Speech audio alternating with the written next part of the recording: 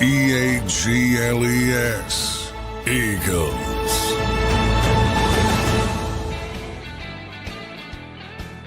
And welcome in, everybody, to a Thursday morning edition of Birds 365 here on JAKIB Sports. It's May 14th as we cruise through the offseason. Today, everybody, is the NFL schedule release day. You will start to see games trickle out, and we will get the full schedule for the Philadelphia Eagles tonight.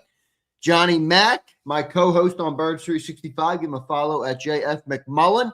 How you doing on this Thursday morning, my friend? Yeah, it's finally here. Happy Logistics Day, as I like to call it. Yeah. Well, the logistics are important, John. I like that you use that because the logistics are important, especially for you and I. Yeah, I mean, certainly, and I always say for fans who want to travel, anytime you have to prepare and logistics are very important. But for the average fan who just wants to watch the team, you already know who they're playing. It's just a matter of where and when.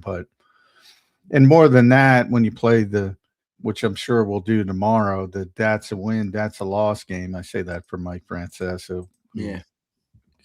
Goofball who started that, I think, but it's not who you play, it's when you play them. Who's hurt, who's not, who's playing, who's not, that type of thing. But there are certain little tweaks you can look at. If you have a 3-game road trip, like that's not good. If you don't have back-to-back home games ever, that's not good. That happened to the Eagles last year. International games are not good for anybody. Eagles have one of those again. But, also as you go back to 2024 when the Eagles won, it kind of, if you're really good, it doesn't really matter. Yeah, because that wasn't really a friendly schedule, the 24 schedule. No, not at all. So if you're really good, you overcome all that kind of stuff. But I get it. NFL's built it up, branded it. I saw one. I think Rich Eisen was joking. If you haven't heard, the schedule's out tonight because they just pub this thing to no end. But and they do a good job with it. And the TV networks, of course, have all the power, so they leak out games in advance, and we have 4 so far. Some of them do it at upfronts, which are this week. But, again, the Eagles are going to have a high profile. For the league hates the Eagles people. They sure have a high stinking profile for the games we already know, which are week 3 at Chicago, Monday Night Football. That'll be Monday, September 28th. Okay. We got week 5 at Jacksonville. Not really, because the game's in London, but Jacksonville will play the home team in Tottenham. Not Wembley, so that'll make it a little bit more interesting. That's October 11th. That'll be a morning game, obviously, in London time, so you can have breakfast with the Eagles against the Jags, which is a pretty good team. Week 8 at Washington, so you get that horrible trip. Hopefully it won't be too many more horrible trips to, what is it? It's not FedEx Field. What the heck is it now? I forget. I have to look it up, but at Washington, Sunday Night Football, November 1st. Northwest, thank you. Northwest Stadium. Don't want to, the branding of that. I don't know why Northwest wants to be involved, but nonetheless, November 1st. That's week 8. And then week 12, the highest profile from a TV standpoint, the highest profile game of the year. Week 12 at Dallas, Thanksgiving Day, the 4:30 slot. That's the one they expect to break the all-time regular season ratings record. If Nielsen does their job, wink, wink. Yeah, and they will. They will. That'll break it. If somebody's irrelevant, which I can't imagine, certainly from the Eagles side of it, Dallas should be pretty good, but you never know. If somebody comes in with 4 wins and they're not in it, that might impact it. If the quarterbacks are hurt, that might impact it. So there's always something. But if everything, and it's as we all think and what the NFL is betting, it's going to be a meaningful game, that'll draw 60 million people on Thanksgiving Day. So those are the four we know so far. All high-profile slots. No 1:00 games. No 1:00. There will be at some point. Oh, John, I think it's a positive. You said real quick, I didn't hear this one yet until you mentioned it. The week 3, is that confirmed now? So you're going to Chicago? Yeah, at Chicago, Monday Night Football, September. Well, that's better than playing there in November or December. Yeah, that is better. Yeah, you could, if you're there in December, it could be the last time they were there was really bad when Jalen Hurts. Was that the last time they were there? It was the last time I was there. Jalen Hurts hurt his AC joint, or I forget the exact injury, but yeah. And it was just brutally cold. I mean, brutally cold. So you never want to be there in that type of environment. And they'll get that, and that's it. That's a better game because Chicago's a good upcoming team with a good young quarterback. Thought maybe we'd see that in the playoffs last year, to be honest. But so that should be, and obviously Chicago's a big market as well, so that's a high profile game. Yep, good stuff there. All right, so we got 4 games so far for the Philadelphia Eagles. John, it's so funny because if you compare this schedule release in the NFL, and you talked about it, the NFL does a really good job of gassing it up, and it really doesn't mean all that much at the end of the day. And if you compare, like, for people who are fans of other sports, hockey or baseball or basketball, like, does anybody even look at the schedule when it comes out for those teams?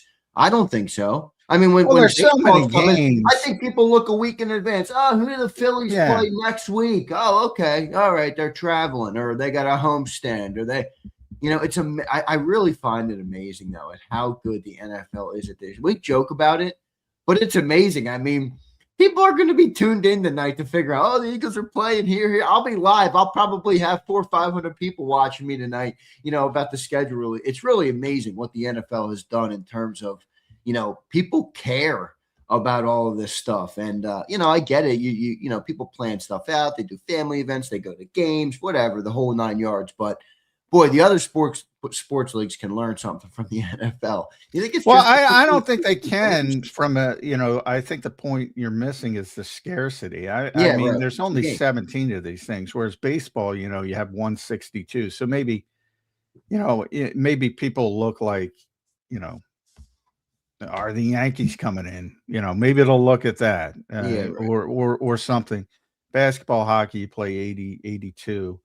I think hockey's still playing 82, but it's a lot of games. So, if one high profile team, like, the Lakers were a big draw for years in the NBA, you see when are the Lakers going to be in? The one time a year they're coming to Philadelphia, that type of thing. But, there's too many games to have the same relevance as the NFL schedule. So, yeah, I do give the credit for the NFL for branding this thing and making it what it is. But I do think the other sports, just from the nature of how many games they play, there's not much they can do to generate the same kind of interest. Because 17 to 17. And one of my problems with the NFL is, this bullshit going to Wednesday. They're starting the season on a Wednesday. They're having the Thanksgiving Eve game for the first time. I mean, part of their popularity, not all of it. There's a lot of things, people talk about betting, people talk about fantasy football. It all factors into it. But I think bigger than all of that is the scarcity of the games. Nick Sirianni says it all the time. We're the only sport that practices more than we play.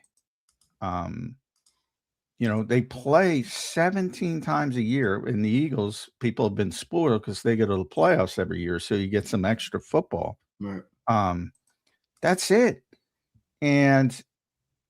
But from the league's perspective, I don't think they should be on Wednesday, Thursday, Friday. That part of the allure is that, and they want more standalone games, which I get, so people can have their eyes on one product. But that's a bet too, because some of these teams are going to be not as good as you think, and some of these teams are going to be better than you think, and you're all of a sudden you're going to have like some of these bad teams that they turned into good teams. It happens every year. I haven't kind of thought New Orleans is a team with a chance in that division with our old friend Kellen Moore. You think nobody thinks they're going to be good, but they might. I think they're right. What did they close the year last year? Didn't they win like 4 or 5? Yeah, or 5 Tyler or 6 Shuck played well, and Yeah. I think they ended up with 7 wins, maybe. I'd have to check, but what if they spike? They're going to have a bunch of 1 o'clock. Now you can move a few. Actually, John, I have them winning the South. Yeah, I mean, you could pick any team. It's one of my bolder. You could pick any team in the South. I mean, I kind of default to Atlanta, but they have no quarterback, so it's kind of tough. They have the best team to me, but they have no quarterback. So you can point to Carolina. They won last year with 8 wins. You certainly can point to Tampa. They usually win with 9 or 8 wins, and they should have won last year. So you can point to any team in that division and credibly say that they might win that thing. And you might have that step forward. Maybe Tyler Shuck is the real deal, and maybe they win 12 games, and all of a sudden they're relevant. And somebody isn't relevant that you think is going to be relevant. Might be an injured quarterback, whatever. So you got to be, and you're not going to be able to move teams to Wednesday night, especially when it's Thanksgiving Eve, because they've made a big deal out of that. And that part of the schedule to me is the dumbest part. What they're doing, like adding an 18th game makes sense because, like you just said about the scarcity of the league. Not really an 18th game. I mean, in the big picture, it doesn't really change the scarcity model. I mean, you're talking about 82. No, I agree with that. But when you start to do Wednesday and Thursday and Friday, now it's like, okay, every single day. There's no like special day. Like even during the season, it's like, oh, we got Monday Night Football tonight, or oh, we got Thursday Night Football tonight. And I think even that's a little much. But that's where I think they got to be careful with that. 18th game, that's going to be fine. I don't think that's going to change anything in terms of the scarcity. No, not the scarcity part. The issues with 18 games are already teams are shutting down early. If you're not good, already you get an NBA tanking like feel. The injury rates is only going to go up the more you play. And they talk about, on one hand, they got this safety dogma, and on the other hand, they ignore it. So there are other issues with that. But I don't think it affects the scarcity model. But just like, so Thanksgiving Eve, Packers-Rams, probably going to be a really good game. But if it's not, that's it. You're stuck with it. Matthew Stafford, God forbid, gets hurt. Jordan Love gets hurt. Whatever. Right. You're stuck with it. It's not going anywhere. And it also feels like the player safety thing, which has become a topic as well. I mean, they talk about the 18th game. I mean, what's worse for player safety? Adding an 18th game that are all weeks apart, or making a player play Sunday and then Wednesday, or Sunday and Thursday? It's all terrible. It's all making them play on, artificial turf when you can have grass fields, as the World Cup proves. It's not. You're cutting costs. All of it factors in when it comes to player safety. There's so much hypocrisy when it comes to player safety. Yeah, on both sides, by the way. And like you always say, John, the famous line: "Yeah, hypocrites don't care about hypocrisy." They do not. And even the people that go, oh, player safety, all they care about is head injuries and CT. They don't care about torn ACLs or torn patellar tendons. They don't give a shit about any of it. Just head injuries. So there's hypocrisy from both sides, but from the standpoint, and you can make arguments, and I've heard people make strong arguments that, hey, you know what contributes to injuries? Not practicing as much. And I can buy that. I had somebody call it the calloused hand theory. If you go work on the docks, right. I'm going to be fucking feeling it if I'm working on the docks, but people who do it every day, they get used to it and they get callous to it. Um, and when you're playing a physical sport like football and you don't hit until you hit, think about the stupidity of that. Hey, go out. We can't hit during the week. Can't hit in the offseason. Can't hit. Sunday, week 1. Hey, go murder this guy. And I'm using that facetiously. Yeah. The delicate, flowers of the world. Don't hit, Zander. Hey, go out there and knock that guy's block off. How stupid is that? Yeah, right. This is the world we live in. Stupid is all around us, Johnny Mac. Stupid is all around us, my friend. All right, we got 4 games then for the Birds. We got 4 games so far for the Birds. I just wanted to point out how amazing it is what the NFL does. Everybody is so fired up about the schedule release. I am actually fired up myself about it. Obviously it switches or it changes, has big impact on my personal life because of what I do, but I'm looking forward to the schedule release. We got 4 so far. John pointed out the early in Chicago, I think, is a win. You got that week 5 game over in London. You have week 12 Thanksgiving game. That's a win. They're all wins. What was the 4th one, John? It was week 8. The last one is Cowboys on Thanksgiving. So you got week 3 Chicago, Monday Night Football, week 5 Jacksonville, London, week 8 Washington, Sunday Night Football, week 12 Dallas, Thanksgiving Day. The 4:30 window, the 60 million window. That's what they're hoping for. Yeah, well, we'll see. We will see what the rest of the schedule looks like. John, you hearing anything about the opening game for the Birds? I saw it's so hard, and I'm normally pretty good at sniffing out BS on social media, but I haven't really read enough to kind of have my finger on the pulse of it. So I see these reports come out, or people will be in the chat like, "Oh, we're playing the Colts week 1 or the Cardinals week 1," and I'm like, "Where are you hearing that?" I don't. Are you hearing anything that John McMullen would put, credit on or verify or any of those things? What do you think? I have not heard about the opener. Generally, I'll get the schedule sometime today before it comes out. There are, a couple leaks. There's weirdo, there's some sites that generally, like I said, for those who don't know, mainly the leaks come from the TV people and the TV networks. And you have these weirdos that some are pretty good and some are just, I don't know. They like some, I guess they get a lot of social media. And there was a lot of Arizona to open. But, right away, then you see, oh, well, no, because they had Washington in week 3 and that hasn't turned out to be true. So they're just making shit up. So that's how you kind of rule it. I've heard a little bit of rumblings about Indianapolis, but nothing confirmed. So no, it's a short answer. The only 4 I've gotten confirmed are the 4 I've given you. Gotcha. But I would be very wary of those schedule leaks online. Yeah, that's what I mean. There's a lot of BS out there. All right, everybody, don't get got. All right, here we go. Super chat from Dill Locke. What's up, Dill? Good to see you, my brother. Appreciate you being here. He says this. Thank you for the $20 super chat, by the way. Big support. He says, it's been a while. Good morning, gentlemen. Good morning, my friend.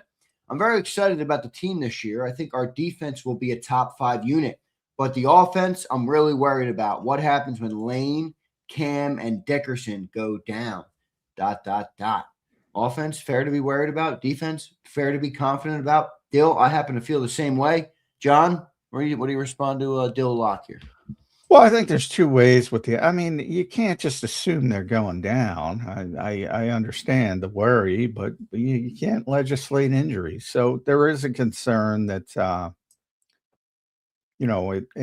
at Lane's age that he's not going to be able to play 17 games, but yeah, okay depth, I would say, with Fred still here. And, now you have Markel Bell. Who knows? Maybe he can compete right away. Probably not, but you still have Fred. Interior's a little bit more worrisome, at least at guard. I think Drew Kendall's a pretty good backup at center. But their backup guard situation, probably the weakest depth situation on the team, I would say. And that comes with Landon Dickerson. I mean, they have no proven commodities to play guard. You know, you're talking about Willie Lampkin, who people are going to love, but he's never played, and he's so undersized. Under 6 foot, under 280 pounds, even though they'll list him at 290. So it's kind of hard to imagine that. Drew Kendall might be a backup guard as well as a back, but he's never done it before. His dad did it at a high level. So maybe if you want to play the bloodline game, his dad was a heck of a guard. They've been cross-training him. Jake Majors he's another center at Texas, set the Texas record for starts, all at center. Micah Morris is a 6th-round pick. Jaden Roberts is an undrafted free agent. These are your backup guards. And then you could start talk about moving Holland Pierce or Miles Hinton. I doubt they'll move Cameron Williams inside. All of them, nothing. Zero experience. So if they got to play for Landon Dickerson, I still think they're going to add a body with some experience who can play guard. It sounds like they got it. There's no way Howie doesn't see what you just laid out.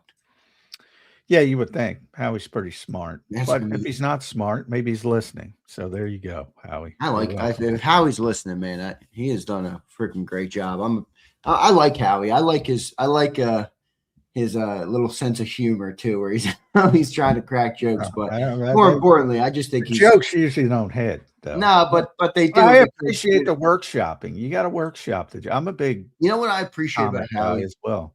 I appreciate the continuous, what seems to be continuous improving on his mistakes.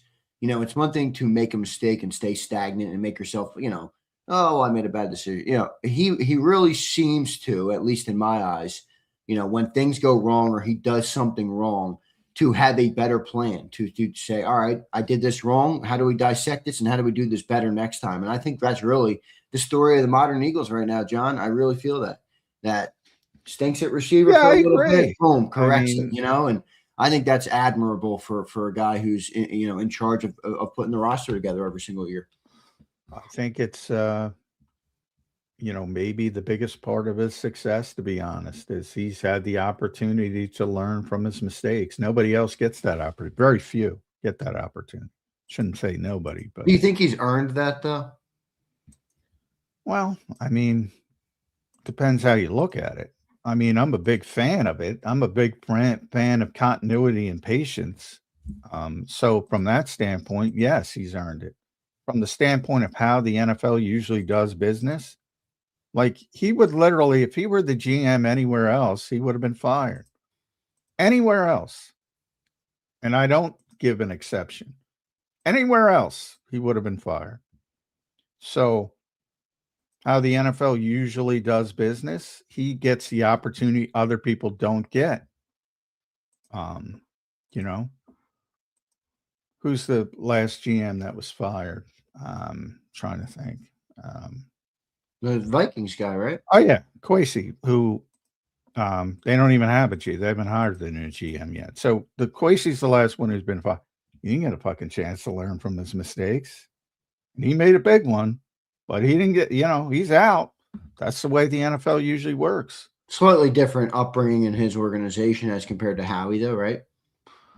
Well, it's kind of familiar in the fact that he's not a personnel guy. So he unconventional path, more of a analytics, finance guy. So that's similar. How he started here as an intern. So he started in San Francisco. So it's not totally apples to apples, but I would say it's pretty similar. Didn't Howie work for the Eagles, though, for 10 years before he was a GM? Well, yeah, he started, and that's where it changes. But when did he start with the Birds? Like 2000, I think? 2001? I'd have to look it up. But he was an intern. He emailed every NFL team the story of Howie, and nobody answered him except the Eagles. However, Mike Tannenbaum, who was with the Jets, we've had on the show before, talked to him a number of times over the year. He was the one who recommended him to Joe Banner. He said, look, we don't have the opportunity, but this kid's really smart. If you want to hire him, he essentially recommended him, Mike Tannenbaum, and Joe hired him. And yeah, he went from intern to, and then he started on the salary cap stuff. And then he slowly rose up, very similar to, Alec Hallaby, who just left, and kind of these unconventional. And Kwesi's one of the few guys you can actually point to that he's not a personnel guy. So the Vikings are interviewing GM candidates now.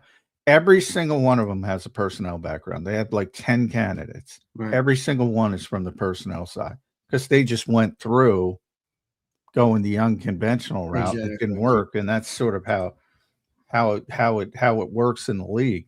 Look, I'm saying the Eagles do it better than other teams, but if you're being fair, if he were hired by the Jets, he would not be the GM of the Jets right now. No way. Zero. Because his first stint, when he got removed for Chip Kelly, he would have been fired. That would have been it. He would have either gotten another job somewhere else or maybe not. But the patience, and I think more people should pay attention to the patience, and more people should pay attention around the league to, hey, this guy learned from his mistakes, and now he's the best GM in football. I think more people should learn from that, but they won't.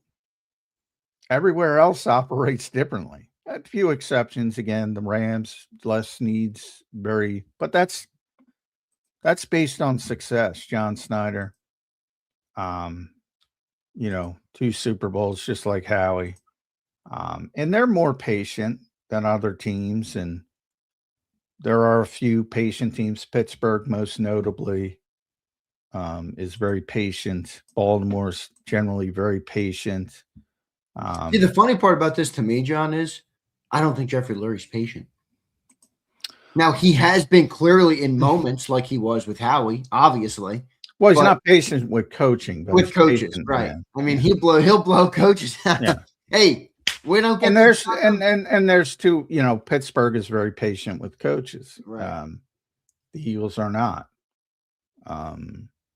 I think we've talked about that with Lurie, where it almost comes off as it could be perceived as a negative, but in some ways it's been a good thing for Jeffrey Lurie. It doesn't mean it's always going to be good, but I think in some ways it has been good. You don't reach expectations. He doesn't wait around. It feels like if Jeffrey Lurie believes in someone long-term, he'll be patient with them.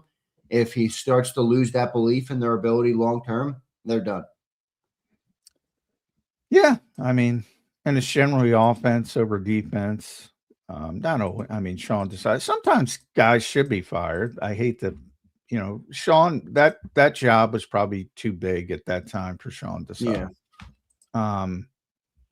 You could argue that with Kevin. I always say with Kevin, it's like the part I disagree with Kevin is, people who dismiss his impact on the team and the culture from his prior, but you can make a strong argument that should have been his ceiling, passing game coordinator and associate head coach and doing all the logistical stuff and helping out behind the scenes.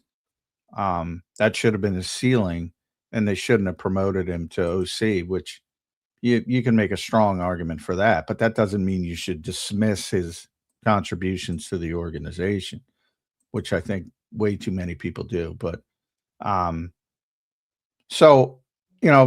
are guys that obviously you need to move on from, unfortunately, in this industry.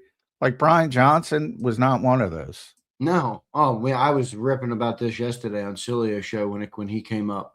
I mean, John, think about that story. If I told you You're going to be a first-time NFL offensive coordinator. You will be paired with the 31st ranked defense in the National Football League. You will finish the offense 8th overall in the NFL. Your quarterback will throw for the most passing yards of his career. Now, a little bit of an uptick in turnovers. We all know that story. And then at the end of the year, you will not be given a stitch of patience, and you will be blown out and scapegoated for having the work. I'd be like, what? I was 8th overall my first year calling a play in the NFL. Damn, I had a good year. I still can't believe that. Yeah, it's awful. I mean, he's still not an offensive coordinator again. Now he's with the Rams now, so maybe he's back on the fast track to becoming one again. And even I don't know what's going on behind the scenes. Maybe Nick saw and said, he's not ready for it. Whatever. There's that possibility. Certainly wasn't as identifiable as with some other coaches who you kind of knew from just things going on that probably the job was a little bit too big for them. So it wasn't obvious. I can say that. But you never know what's going on behind the scenes. But yeah, just from the bare facts of look, the defense was the problem that year, finished 31st or whatever. And they were arguably the worst defense in the NFL by week 18. And the offense, which was top 10. I mean, boy, people would be over the moon if Sean Mannion could get them to number 8 and have decent passing numbers. Yeah. Over the moon. So yeah, on paper, that one doesn't look like patience, to say the least. But yeah, he's not patient with coaches. And Doug's a better example of that than anybody. Doug Peterson, and if you have 2 bad years, he had 1 bad year where the offensive line got hurt, and we see what happens when the offensive line gets hurt with this team. So I would have brought him back for 1 more year. And to be fair, that was the plan, but they wanted him to make changes, and they didn't like the changes that he was going to make.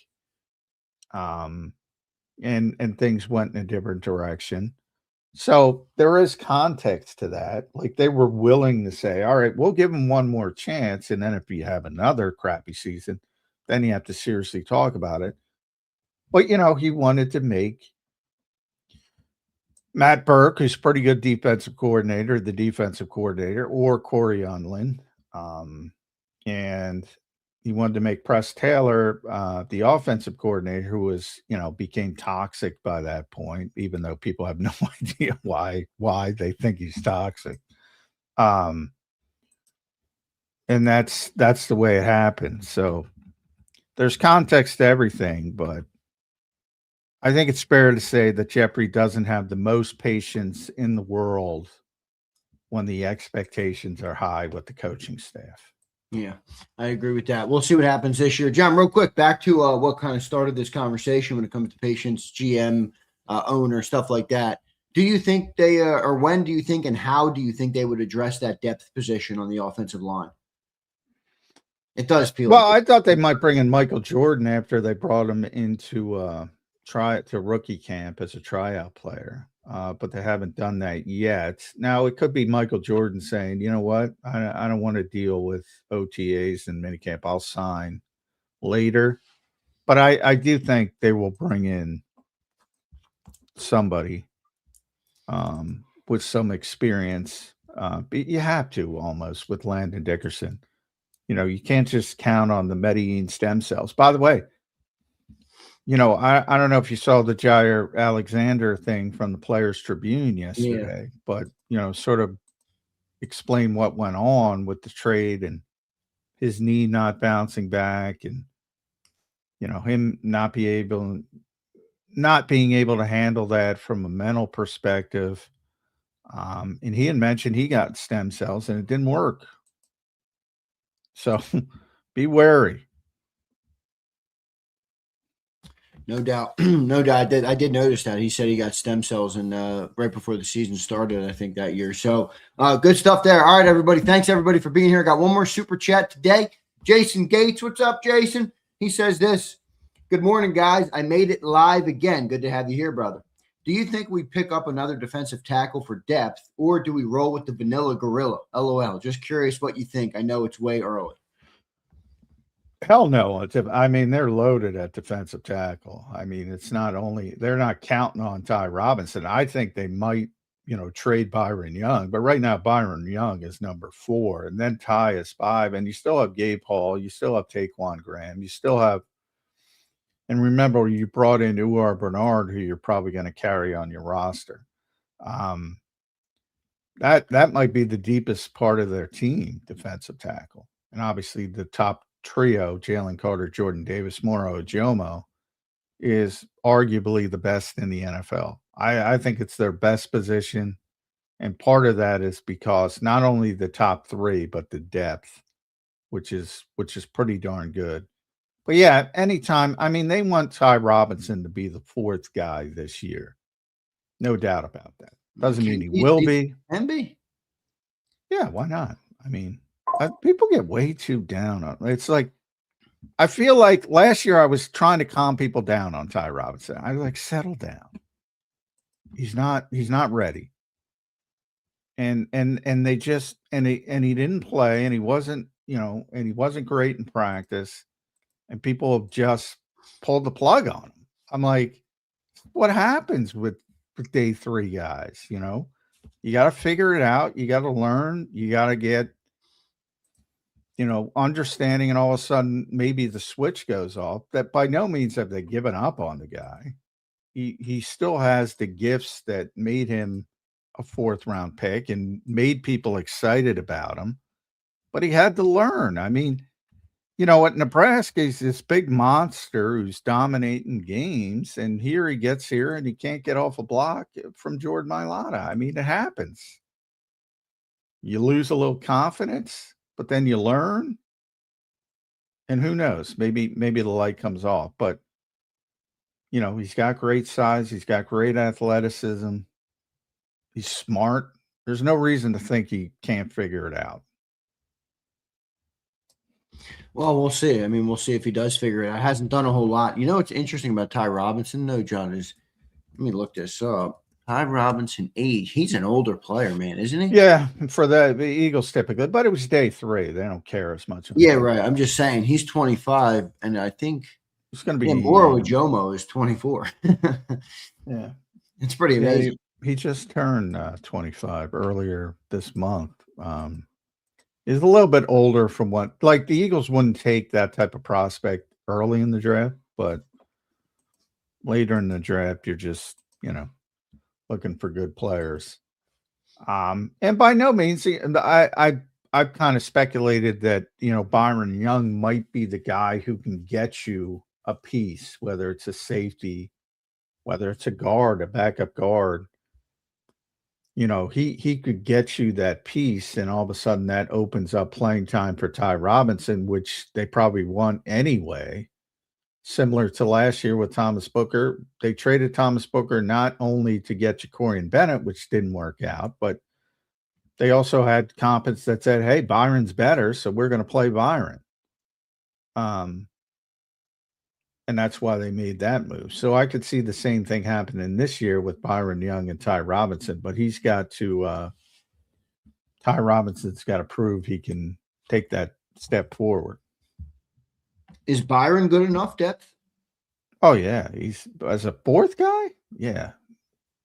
I mean, it's very good. Very good. So you think defensive tackle depth are good? Yeah. Defensive end depth, how do you feel there? Pretty good, right? I mean, yeah, I think everything fell into place once they got Grenard. Yeah, now all of a sudden you're talking about Jalen Hunt as your first guy off the bench, and you signed Arnold Ebiketie, who can play, as the 4th guy, and even Joe Tryon as the 5th guy, or he can push Ebiketie. And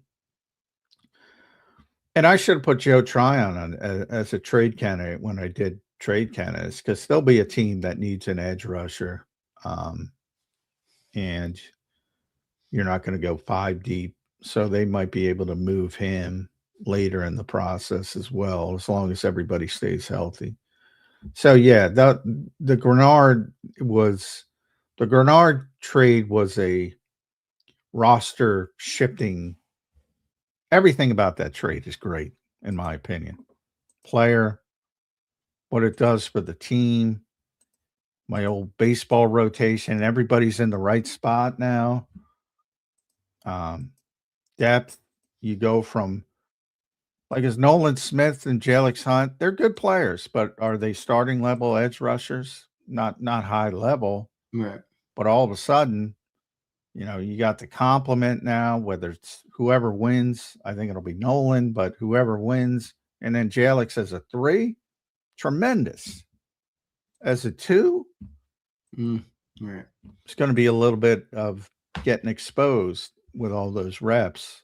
Are you just projecting Nolan at 2 right now, or do you think that still has to be 1 in camp? How do you feel about Jalix? Well, the only thing is health.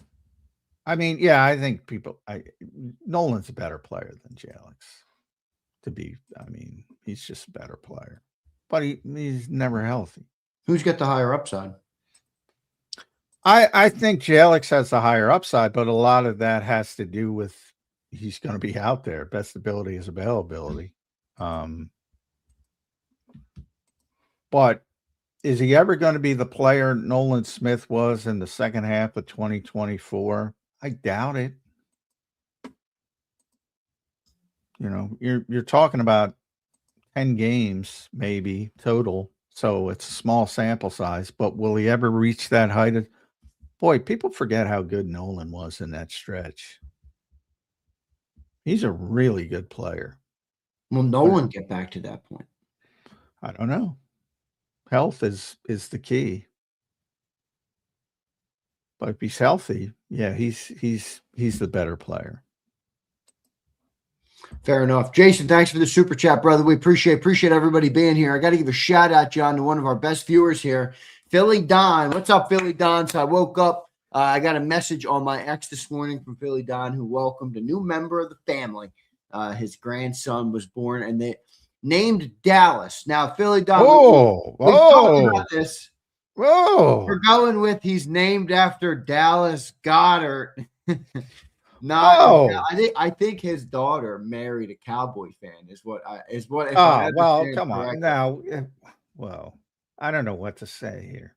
First of all, nothing against Dallas Goedert, great dude, but I'm not a fan of naming children after your favorite sports player. I don't think that's actually what happened here, but yeah, maybe I agree. and it's even worse if you're naming the poor child after a football team. Come on.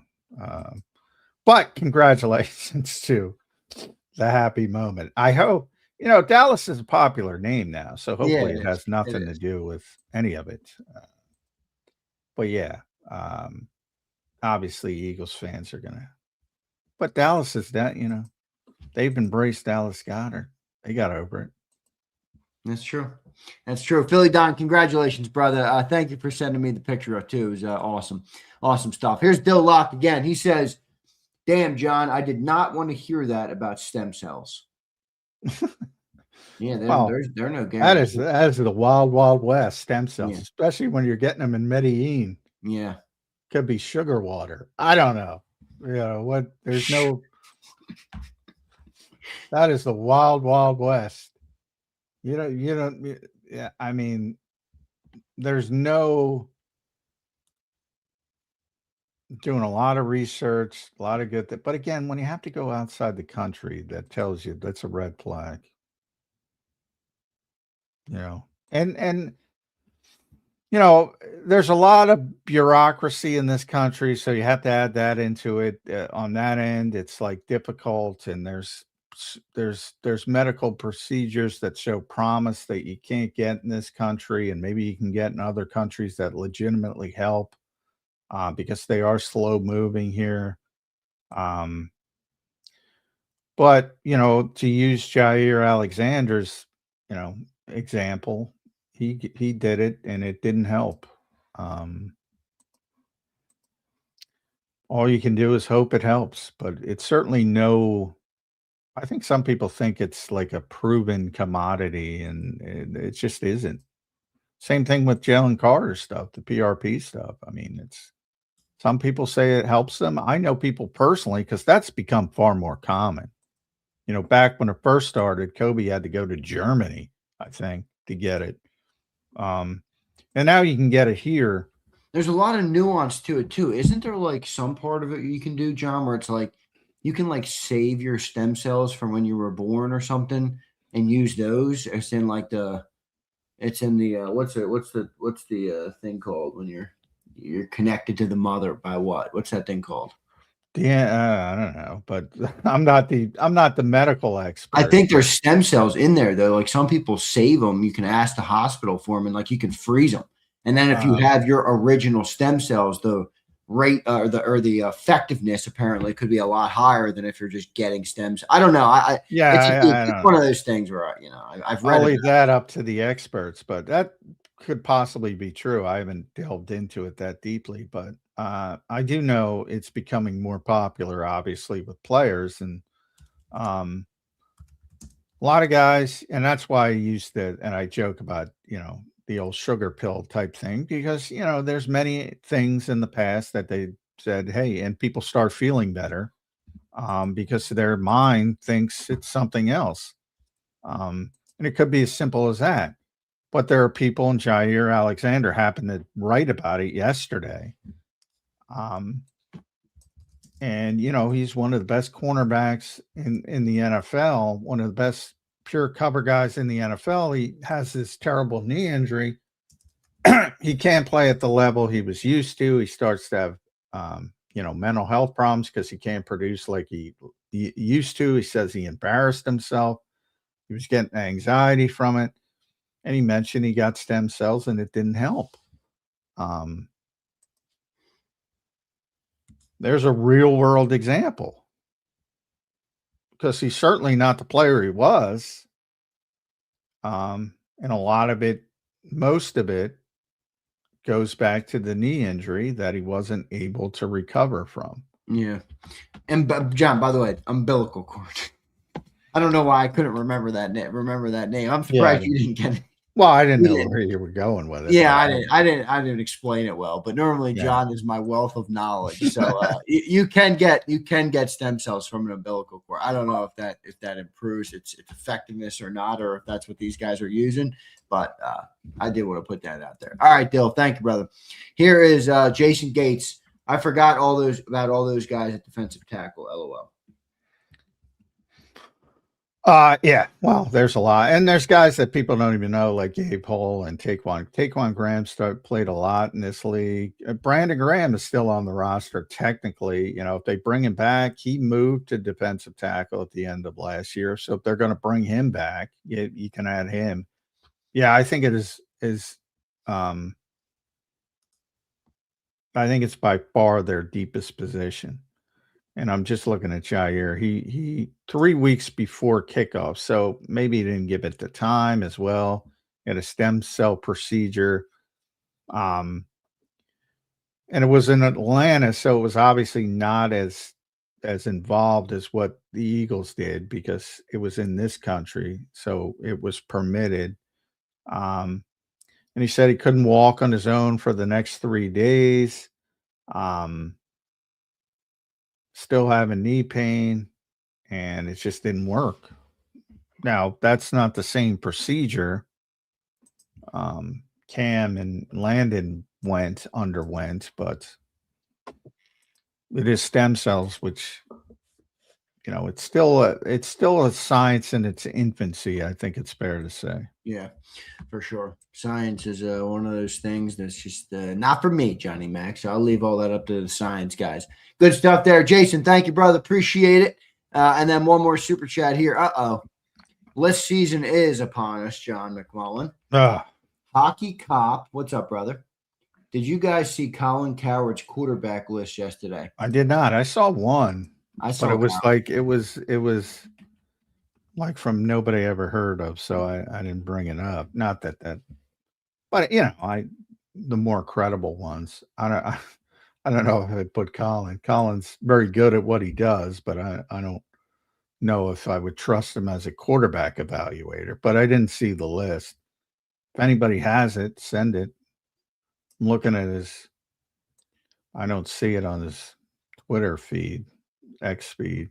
I'll read it. He put out a top 10 quarterbacks. Hockey says, when is John putting his list out? I might make John do a list, just like I have to make him do some other shit. I might make him like a mock draft. It's like the mock draft. You got to enforce John. He'll only give you like one, but you got to make him do it. John Coward put out his top 10. I believe this is it. Oh man, what the fuck?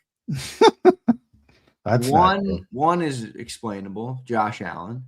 2, Patrick Mahomes. No problem there. 3, Caleb Williams. Come on. What? Come on, dude. 4, Justin Herbert. 5, Matthew Stafford. 6, Joe Burrow. 7, Lamar Jackson. 8, Drake May. 9, Jared Goff. And 10, Sam Darnold.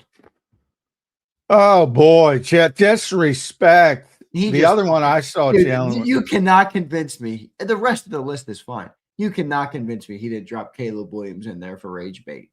There's no way he dropped Caleb Williams at 3 of all places above Herbert and Stafford. Yeah, that's silly.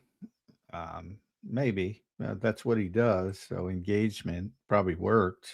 Yeah, it's definitely worked. Hey, look, we got a super chat about it today on an Eagle show.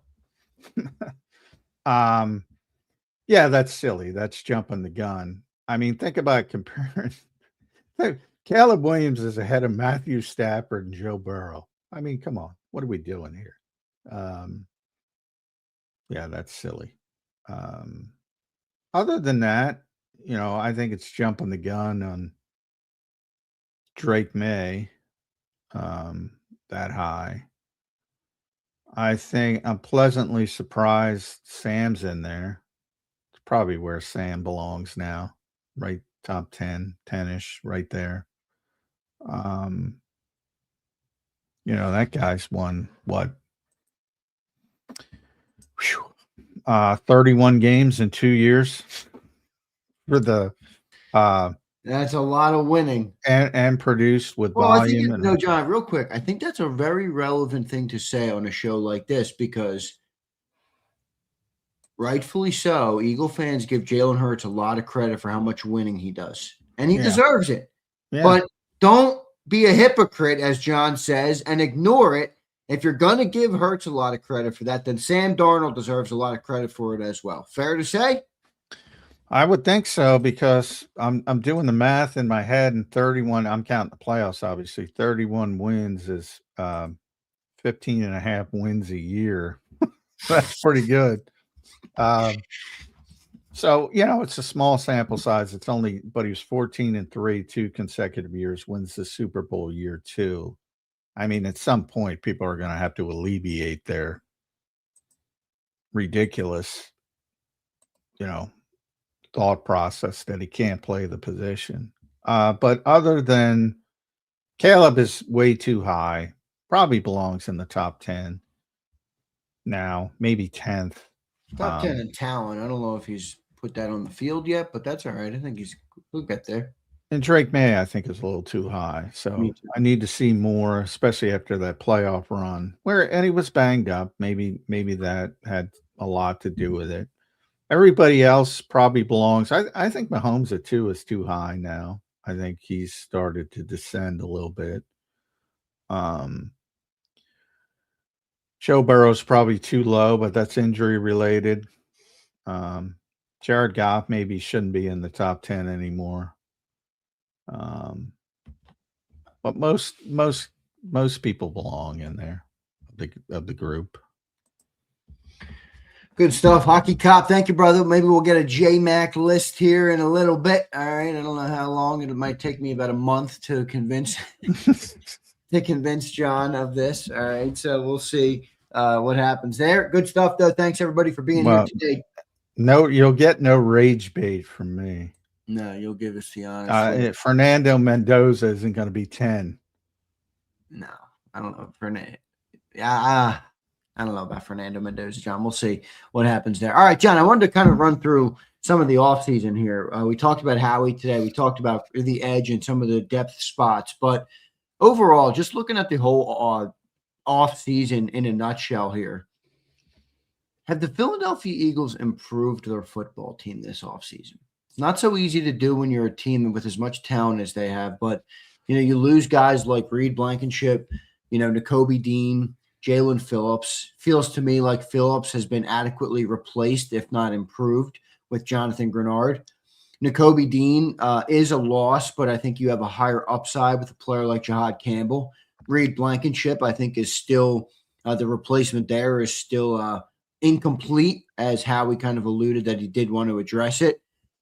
And the obvious one is A.J. Brown is looming to be traded out of here soon. And you've replaced him with a rookie player and, more depth at the position. But overall, does it feel to you like the Eagles got better this offseason? Defensively, I think they're going to be better. I've said that pretty consistently for the two reasons. Mainly, you have the one hole, but I think Grenard's a better fit, I think, for what they want, at least. And Campbell, I think, is better than N'Kobe, which I know people get upset by, but I think he's going to be a better player. So I think the defense is going to be better. But it's funny, you can't really live up. You can't have, at the same time, Quinyon and Cooper, and I'm only saying that they played at such a high level last year. It's like, can they do it again? They're going to be good, but can they play at the level they played last year? I don't know if that's even possible. And then offensively, they got worse on paper, most obviously A.J., but also, aging on the offensive line, continued aging and tight end, at running back. So from that standpoint, they went backward, but I think they're going to go forward simply because I think guys are going to have better seasons than they had last year. And again, I would have said that with Sean Mannion as the offensive coordinator, with Josh Broussard, with Jim Bob Cooter, with Jared Johnson, Mike McDaniel, Brian Daboll. Give me all 17 names. I would have said the same thing no matter who they hired, because I think the players are going to bounce back to a certain level. Maybe not to use Saquon, maybe not to a 2024 level, but it'll be better than the 2025 Saquon. Cam Jurgens, maybe he's not going to be what he was pre-back injury, but he's going to be better than he was last year. Landon, I don't know. He's the one guy who I think there's significant concern over. And by the way, Landon himself added fuel to that fire. Yeah. I mean, I don't know that I've ever seen somebody remove a year from their contract. Yeah. I literally can't think of one example I've seen of that. Now, you probably have a more extensive knowledge base than I do. Guys give it. I mean, it happens. It really happens more often than you think. What happens is guys who take pay. Dallas did it. He took a pay cut to get to free agency a year early. It happens, but it usually happens, for a different type of player, for a different reason, right? Usually pay cut related, but you give up years on the contract, you come back at a lesser number, but you get to free agency quicker. Is usually how it works. But TJ Hawkinson did that this year. And he got the free agent. He's getting the free agency after next year. So that's usually when it happens, not for health reasons, which is what's going on with Landon Dickerson, partially because if it's that bad, you usually say, all right, I'm done. And now it's like, all right, let me give it a try, but we're going to protect ourselves on the back end a little bit. So yeah, a lot of concern there. But yeah, even though there's no way you can replace A.J. Brown, I do think the offense will probably be a little bit better because guys are not going to have bad years at the same time. Might be a couple, but not 10 of 11. 10 of 11 is absurd. Yeah. So I think a bunch of that group of 10 is going to play better than they played last year. And where does Mannion fall into that in your eyes?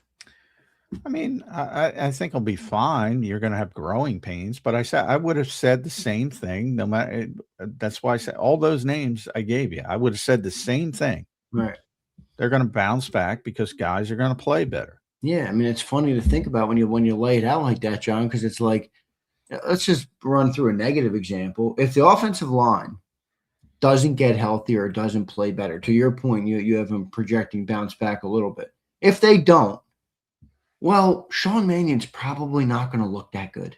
No, he's not. And it probably won't be his fault. Now, we'll blame him. Everybody will blame him for sure. But they're probably not going to look that good if the offensive line doesn't play better.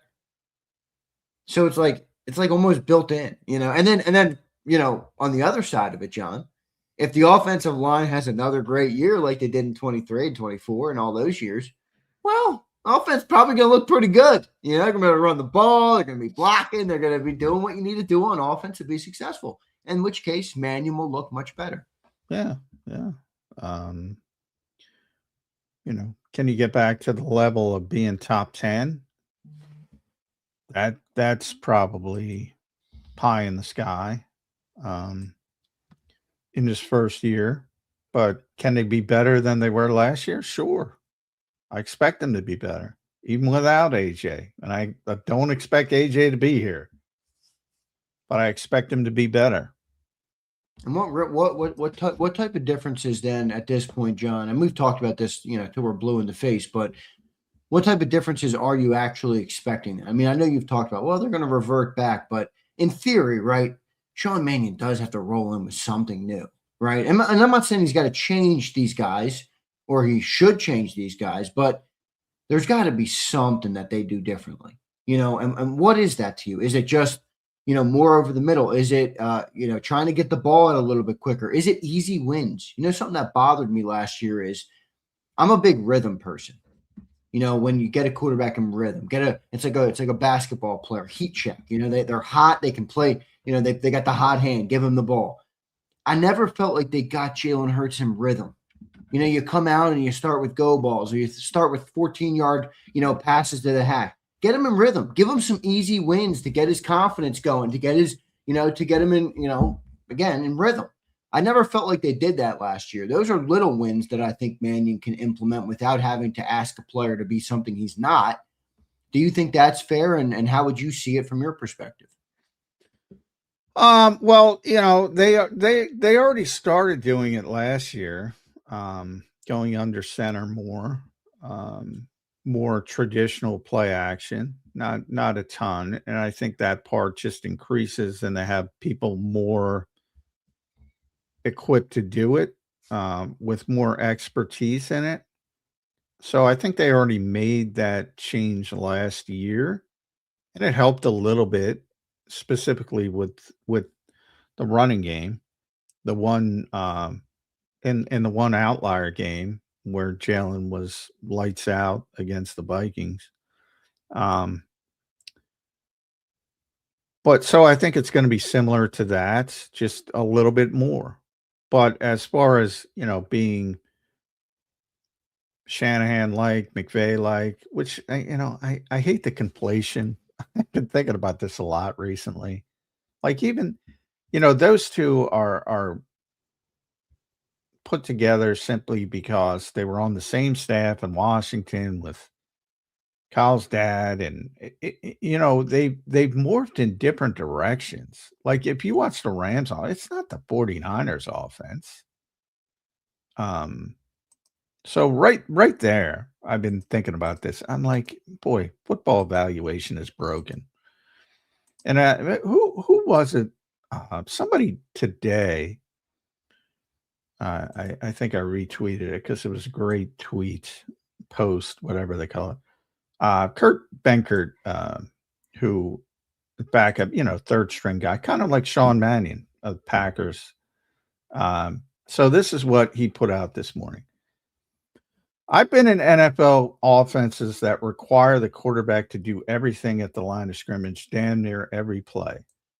From switching protections to hot routes, sight adjustments, canning the play, I talk about it all the time, and quarterback answers from their back pocket, all of it. To other offenses that make the quarterback read off a wristband and run the damn play that is called, that's it.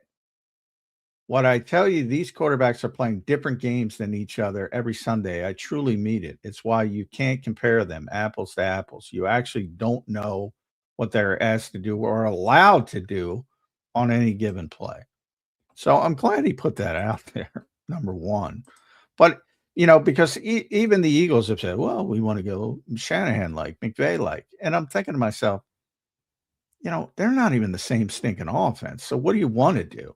And my assumption is all of this is as I grow closer to my thought process, and we won't know till we actually see it. My presumption is they're just playing the game, and they're just telling people what they want to hear. What does that mean? They're going to build the offense around what they have. So I think that's fair, but is there no nuance that they'll add? Is there no wrinkles? Well, I think if you look at McVay, if you look at Kyle, so they do. Every offense has similar things. Everybody runs. I always joke. Everybody runs hitch routes. Everybody runs four verts. They're staples in every NFL offense. So every offense. Every derivative of an offense has things in common. But when you think about quarterbacks and you say, well, because that's what I was thinking about. And I was thinking about Kirk Cousins and his great explanation of going from traditional play action quarterback, which is, basically read one side of the field, high, low usually, but sometimes low, high. Which he learned in Washington under the Shanahans, to when Kevin O'Connell came in, who came from Sean McVay, and it became more pure progression. So right there, right off the bat, you're talking Shanahan, McVay. They're not the same. You got Kirk Cousins telling you had a really difficult time because you had to change. So, which one are you doing, Shanahan or McVay? Feels like McVay, right? He spent more time with McVay. It isn't that kind of. Well, in theory, they've said Shanahan more. The Eagles, I'm talking about. Eagles, right? So, what do you? What was Green Bay? Well, Green Bay's a conflict. It's Green Bay's closer to San Francisco than the Rams. But again, even McVay last year when he went to 13, a lot of 13, a lot of 12, to make the shift, for two reasons, I assume. I don't know if he's ever been asked, but I assume one, Matthew's comfortable with it, and two, more traditional play action. So he's building around the quarterback. And then you want to deal with all the Vic defenses better, the too high safety looks, all that kind of stuff. So, what used to be pure progression is not truly pure progression anymore. It's more of a hybrid, which is what the Eagles have been doing. So, in other words, one play might be pure progression. One play might be, hey, we're going to cut the field in half and we're going to read the safety and we're going to do it that way. So the more I think about it, it's like, well, why are you conflating these two things? When McVay started, probably 90% of his stuff was pure progression on every snap. That's not, 9 out of 10 snaps. And now it's probably, closer to the 50-50. So, and by the way, I think that's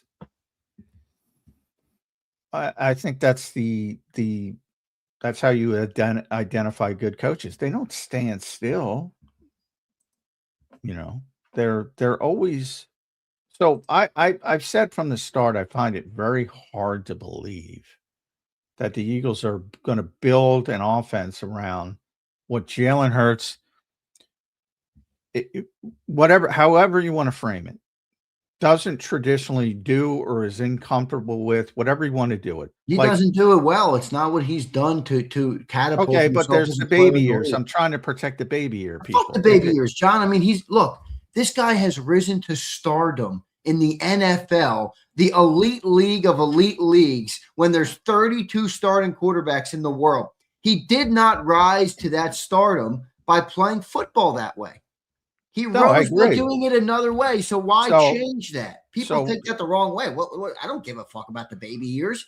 He's a great so, player in other ways. To so throw why that out would, makes so zero why would a smart football mind build around what he's uncomfortable with or what he traditionally Yeah, has they not wouldn't. done as well? If they do, John, then they're not a smart football mind, as you point Exactly. out. Exactly. And I think you see it with Sean McVay in real time because people act like he does this. He's 11 personnel. He completely morphed from that last year. And Kyle is, you know, the traditional play action, which is basically, more of, read the safety, cut the field in half, and the kind of thing that, guys like Kirk Cousins are comfortable with. But you have to be able to do it. You have to be able to read defenses. And Kyle's the opposite, probably. Like when if you go back to the Atlanta days when he had Matt Ryan, he's probably, pick that. There's the pick a side. In other words, pick a side coverage read. With the wide zone, the running scheme, and marrying that together. And now, because Purdy isn't quite Matt Ryan when it comes to reading defenses, but he's more athletic. So now he's sprinkled in more pure progression stuff to help him. So the whole conversation is bullshit. The very two people everybody cites constantly move and shift depending on what they have. Exactly. So I'm wondering how is this going to shift? That's the question to me, because it does feel like he's coming into a situation, John, where he does have to shift it. It's like, hey, dude, kind of the pressure's on you. This offense didn't perform to the expectation last year. So does he take a risk by saying, well, I'm going to do the same thing that they've done and hope it works better this year? Does he come in and say, I want to build on what you do better and try and add some more, elements to the offensive output so that you can be more effective and efficient? Does that come into play? I mean, it's a tough thing to thread if you're Mannion too, isn't it? When you're at home, because you're like, well, I don't want to change what they do well. What they did well didn't really work all that good last year. So it would be a risk for me to run that back. I mean, how do you think Mannion sees it from that in that light? Well, it's going to be interesting because I think a lot of people just presume, all right, well, he was with McVay, as a player. He was with O'Connell as a player. He was with Kubiak as a player. He was with LaFleur as a coach. So you pick and choose. Well, he's Shanahan McVay. That's where it comes from. Well, which one? Well, and then which quarterback? Does he have Matt Ryan? Or does he not? Does he have Matthew Stafford or does he not? So, there's a lot of uncertainties with what Sean, and maybe Sean Mann. I always use Jonathan Gannon. I would have bet the house that I say it all the time. When JG got here, I'm like, well, he's going to run a bunch of A gap stuff, the Zimmer stuff, and maybe mix in some Eberflus stuff on the back end. He ran Vic Fangio's scheme. I'm like, to the point, Jonathan was a, very open guy. and for those who watch the show a long time, I get a lot of shit. I do get along with him personally. Part of the reason is he's open and he's honest, and there's not a lot of coaches who will, when you're stretching, he'll wander to the side if he sees you and start talking football with you, and that's Jonathan Gannon. And I said to him one day, "Are you running big scheme?" Because somebody else much smarter than me, said, "Hey, he's running Vic scheme." And I went, "What?" And the first year he was here, he didn't have a nose tackle, so a lot of people didn't recognize it because he couldn't do the variable fronts as much. He would do it every once in a while, but he'd have Javon Hargrave playing nose tackle, so they couldn't do it a ton. But he was running the schematic because he liked it from afar, and he thought that was the way to do it. And there's some change. It's not all the same, but I think I was one of the first people in town who knew that simply because he told me. Well, somebody else told me, and then he confirmed it. So who's to say Sean Mannion hasn't seen something somewhere and said, I like this. I like this. And even if you have guys who copy, they're all different human beings, so they all have their different spin on things. But, if it conventionally, they're probably going to run what looks like Green Bay, and what Matt LaFleur is doing. And I got to tell you, just from why that was so interesting to me, Kurt Benkert's comments, he's talking about Green Bay's offense, which allows the quarterback to do basically everything at the line of scrimmage. They spread the ball. Or in this case, shotgun, whatever. You get the point. I think people underestimate Jordan Love's year last year. He had a pretty good year. Well, I think people underestimate Jordan Love, but yeah, that's fair. Yeah, that's what he was talking about. Green Bay's offense. Which is, so are you doing that, or are you doing pick a side, or are you doing pure progression? And the answer, which will piss people off, is probably a hybrid of both, depending on the what's going on in the actual game, because that's what most people do now. But as far as, is Jaylen going to have that kind of autonomy that Kurt was explaining? I don't know. We'll see.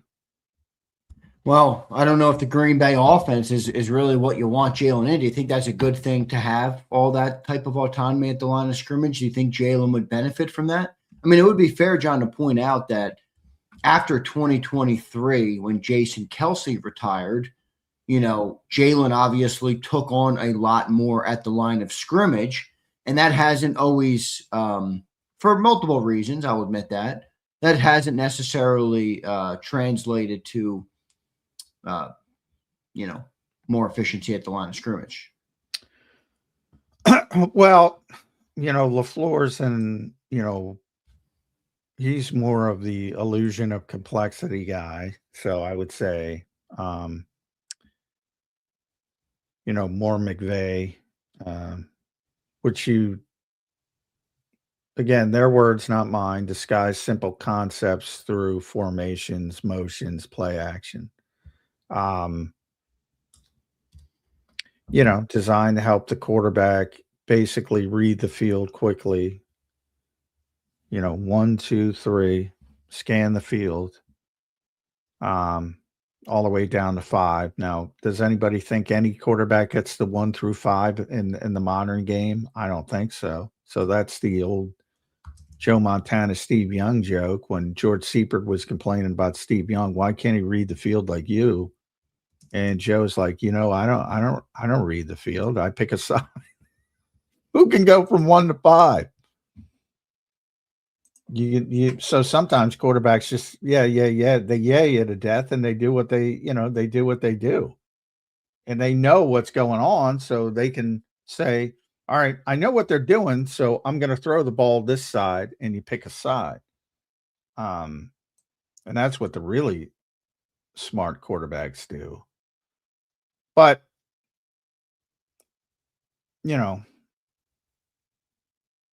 I think it's going to be built around the players they have. If Sean Mannion's half of the coach people say he is, I think that's what it's going to be, and that's going to, with the staples that he wants, and the staples are going to be more play action, and more under center. So you're going to see more of that. But other than that superfluous stuff, which I don't think is really all that relevant, to be honest. I think they're going to build around the quarterback, and maybe that means more sprint outs, more sprint out play action, more waggle play action, that kind of stuff to take advantage of Jalen's mobility, I would think. And then you have in theory, you have the high to low progression. So you start up top and you come down, and that's, should be right in front of them, especially if you do the sprint out play action. So you should have relatively easy reads. And a whole idea of the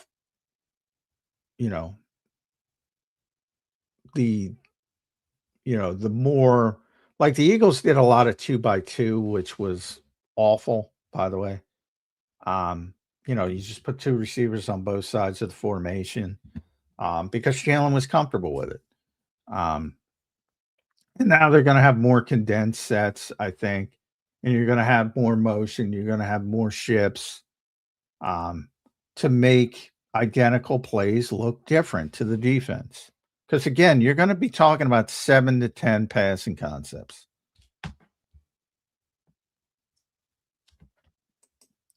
But you're trying to make them look different by the personnel grouping, the formation, the motion, and test the discipline of the defense. That's what I think that's my best bet of what you're going to see. And it's based on, early McVay versus late McVay. And by that, I mean, the 13 personnel McVay. I don't think they're doing that. I think they're doing more early McVay.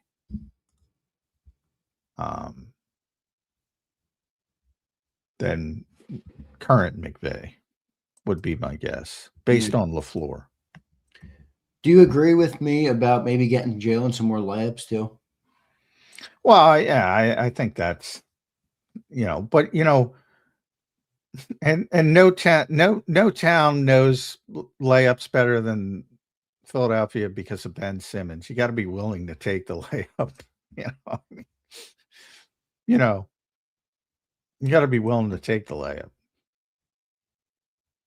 It's easy to say, like a simple little rollout and get somebody, you do a high-low read and get somebody a 4-yard gain, whatever, and you're 2nd and 6 and you're already ahead of the sticks, but are you going to pull the trigger and throw it?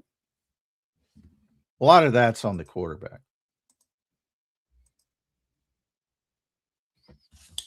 Take what's there instead of, or keep extending and keep extending. How many times have you seen Jalen keep extending, and then at the very last minute, he'll throw it out of bounds downfield so he doesn't lose yardage? But how many of those could have been a dump off in front for 3 or 4 yards? A so-called layup. So a lot of that's on the quarterback as well. But shouldn't Hurts also understand, well, if the running is more out of the game now than it once was, I mean, you have to take those things. I mean, Tom Brady lived on those things. Yeah, but he's not Tom Brady. I know. I'm just saying, it's not people get infatuated by the great throws, or sometimes it's not that, sometimes it's all of the things that lead up to that moment. You have to make the big throw in the big spot. Absolutely. But you don't have to make the big throw in the big spot every single play. It's the process of getting to that point. And sometimes I don't think that they do enough of that. And look, maybe it's built in because Hurts has been able to athletically run around everybody his whole life. And I can't knock him for that, right? That's just his learning course, That's his DNA as a player. Yeah. I mean, that's his his learned experience. Yeah. So, and he's been very successful with it. Yeah, absolutely. But we've talked about it for years with just dumping the ball off to the running back. He doesn't do it. That when you talk about pure progression, that's, your fifth read usually. But, that's the kind of read if you're a quarterback already, who the outlet remember, who the outlet receiver is coming into a play, and you know where he's going to be. And if he's not there, it's on that player. It's not on the quarterback. So that's where you get the dump offs on third down to running backs for the quarterbacks who lived like Brady, who lived on it. You think about James White back in the day, and you never go broke gaining yardage in the NFL. 4 yards, 3 yards, whatever. All of a sudden you got a first down. Not exciting, but the worst thing you can do is, again, which happened way too much last year, is be behind the sticks. Then you're playing into the hands of the defense. And it's become more like that than ever because defenses are all built on like an arena football mentality. One play.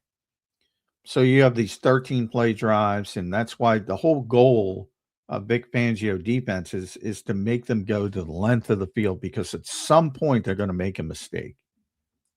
And it might be a false start. It might be a holding. It might be a drop pass. It might be a sack. It might be a great play from the defense. It might be a tackle for loss. And all of a sudden, higher volume of plays equals higher chance for, like you said, make a mistake. And all of a sudden you're 3rd and 12. And that's when the defense has to get off the field. And if they don't get off the field, if you persevere, that's, backbreaking for the defense, because that's the whole goal.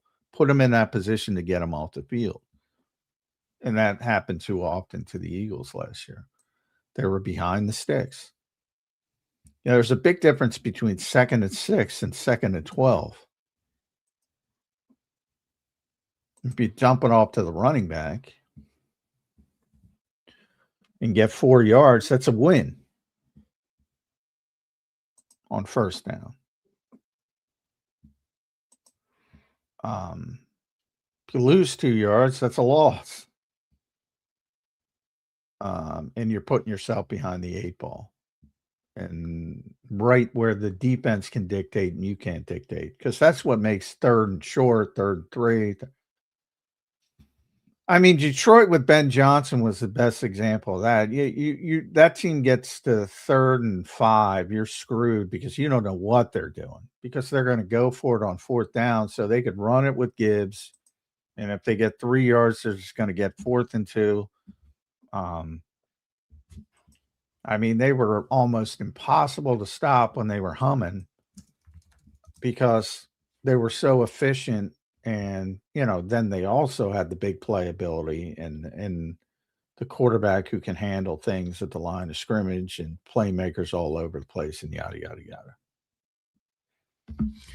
Interesting. I can't wait to see what this thing looks like, John. It just feels like it could be so many different things. At the end of the day, I'm coming closer to where you are, where it's like, well, if Mannion's a good coach, he's certainly not going to put players in positions where they will not be successful. Certainly not the quarterback, who's the most important player in that. But my question then becomes, similar to what I asked you at the start of the segment. What do they add then? Because you don't have to change. Sometimes I think we fall in love with the word change, whereas we can look at it as build. How can you add on to what someone does well? How can you, add more wrinkles in their game that allows them to accentuate their talents better?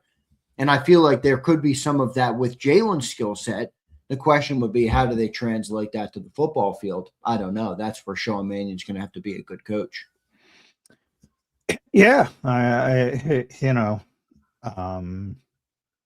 But I do think ultimately it comes down to utilizing what you have. And the off season, I have no problem with trying to get better at the things you haven't been as efficient at.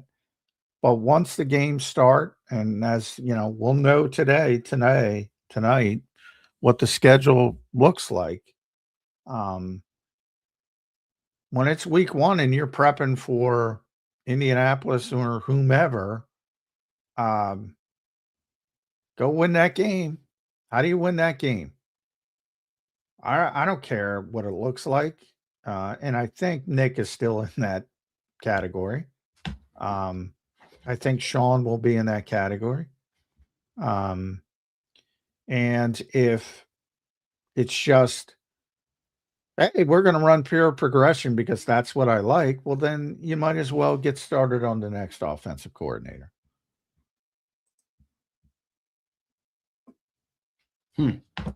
Well, how much do you think the personnel of the offense around Jalen Hurts changes this? Where you don't have AJ. So look, AJ is a great receiver, but he's a certain style of receiver, and that style is a lot different than Mekhi Lemon or the receivers that they have in the building now. It seems like there's more versatility on offense now, or at least players can line up more, there's more versatile players which would allow you to spread the ball or change up, I guess, your look more so than AJ, who was going to be, in the same spot almost every single play. Does that add into this? Does that alter this in your eyes? Yeah, I would. I know. I don't think they're more versatile as much as I think it was easy. I think the Eagles had luxuries. The Eagles had three big luxuries on offense. One, they could put their tackles on an island, which most teams, almost every team, can't do on a week-to-week basis. And two was AJ's going to get open, and to a certain degree, Devontae. And that's why they ran so many hitch routes, because that's what the quarterback's comfortable with. And they usually, until last year when they started to struggle, or AJ started to struggle a bit, they're always open, as his locker would say. So, I have a hard time saying, oh, well, because anybody can line up anywhere. I always say people get way too caught up in labels. Anybody can line up anywhere. And by that, I mean, can you do it effectively? Well, can you line up in the slot? You and I can line up in the slot. We can run up there. I don't know, John. I don't know that, man. I can line up. I can't do anything from there, but I can line up. There you go. Anybody can line up anywhere. And then they have, what are they doing? Because I heard a lot of Sean McVay did all this 13 personnel. What are the roles? So you're just looking at a roster and saying there's 3 tight ends on the field and saying they're playing 13, which technically is true. But what are the roles are they playing? In other words, just because Eli Stowers is labeled a tight end doesn't mean he's going to be inline blocking. If that is, again, Sean Mannion's not doing a good job. So if he's flex and they're doing 2x2 still,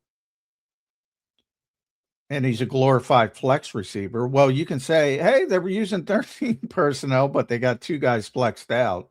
Well, they're playing receiver on that particular play. So what is the what is the value of that? It's another one of my pet peeves. It's like, all right, I don't you're sitting there saying, tell me who's on the field. That's fine. But what are they doing on the field? Yeah, right. Back to the labeling kind of, right? Yeah. 13 personnel, yeah. So, and then after the game, they use 13 personnel, and it's like, okay. What are they trying to accomplish? And with McVay and the formational stuff, they are trying to keep. So they want to keep linebackers on the field. And if Sean Mannion's like, if he wants to get Eli Stowers on the field or thinks he can get Eli Stowers on the field, well, he wants to keep linebackers on the field.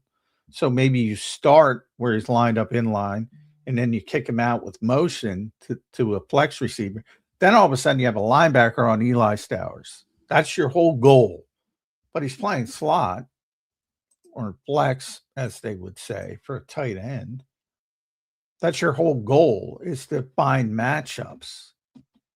And the usual matchup you want as an offensive coach is a wide receiver or a wide receiver-like player on a linebacker, or even a running back if you have a running back who can catch the football. Well, with this new offense without AJ, assuming AJ's not here, where do you think their best opportunity to take advantage of matchups is? I mean, I like Devontae Smith, but I don't think it's Devontae Smith because he's going to be the one. So teams are going to obviously, that's not. Well, that's where you got to get inventive because he is going to be the one. But everybody knows. Be the one, but I'm saying that's not going to be the top matchup you're exploiting. To me, exploiting matchups is different than, having your number one receiver beat a number one corner. That's nice. That's talent. That's great. Well, can you get him? You're as Nick will say, you're always looking for the fish. Who's their worst player? Right. Can you get Eli Stowers on a second backer who's slow and, bad in coverage? Maybe. Well, you're still trying to get the volume. So, if you use Puka as an example, well, everybody knows Puka's getting the ball, but the Rams still do a good job getting him favorable matchups. So you may be looking at that to me, not to cut you off, but that to me is like, that's what I don't think they're going to do. I don't think they're going to play offense like that. Or Sean, he's running Puka through the B gap for crying out loud. No, because he's a unique player. He does that because he can. With a unique coach, though. With a unique coach and a unique quarterback who's able to handle all of that complexity behind the line of scrimmage. Well, I'm just saying it could be Jefferson, it could be Chase. You're always trying to get your best playmaker of the football the most. No matter what offense. So then answer it. Do you think they're going to use Devontae in that many different ways to try? I think they're going to move him around to get him loose as much as possible. Yeah, that's who I'd love to see it. I'd love to see that. That's who they want to get the football the most.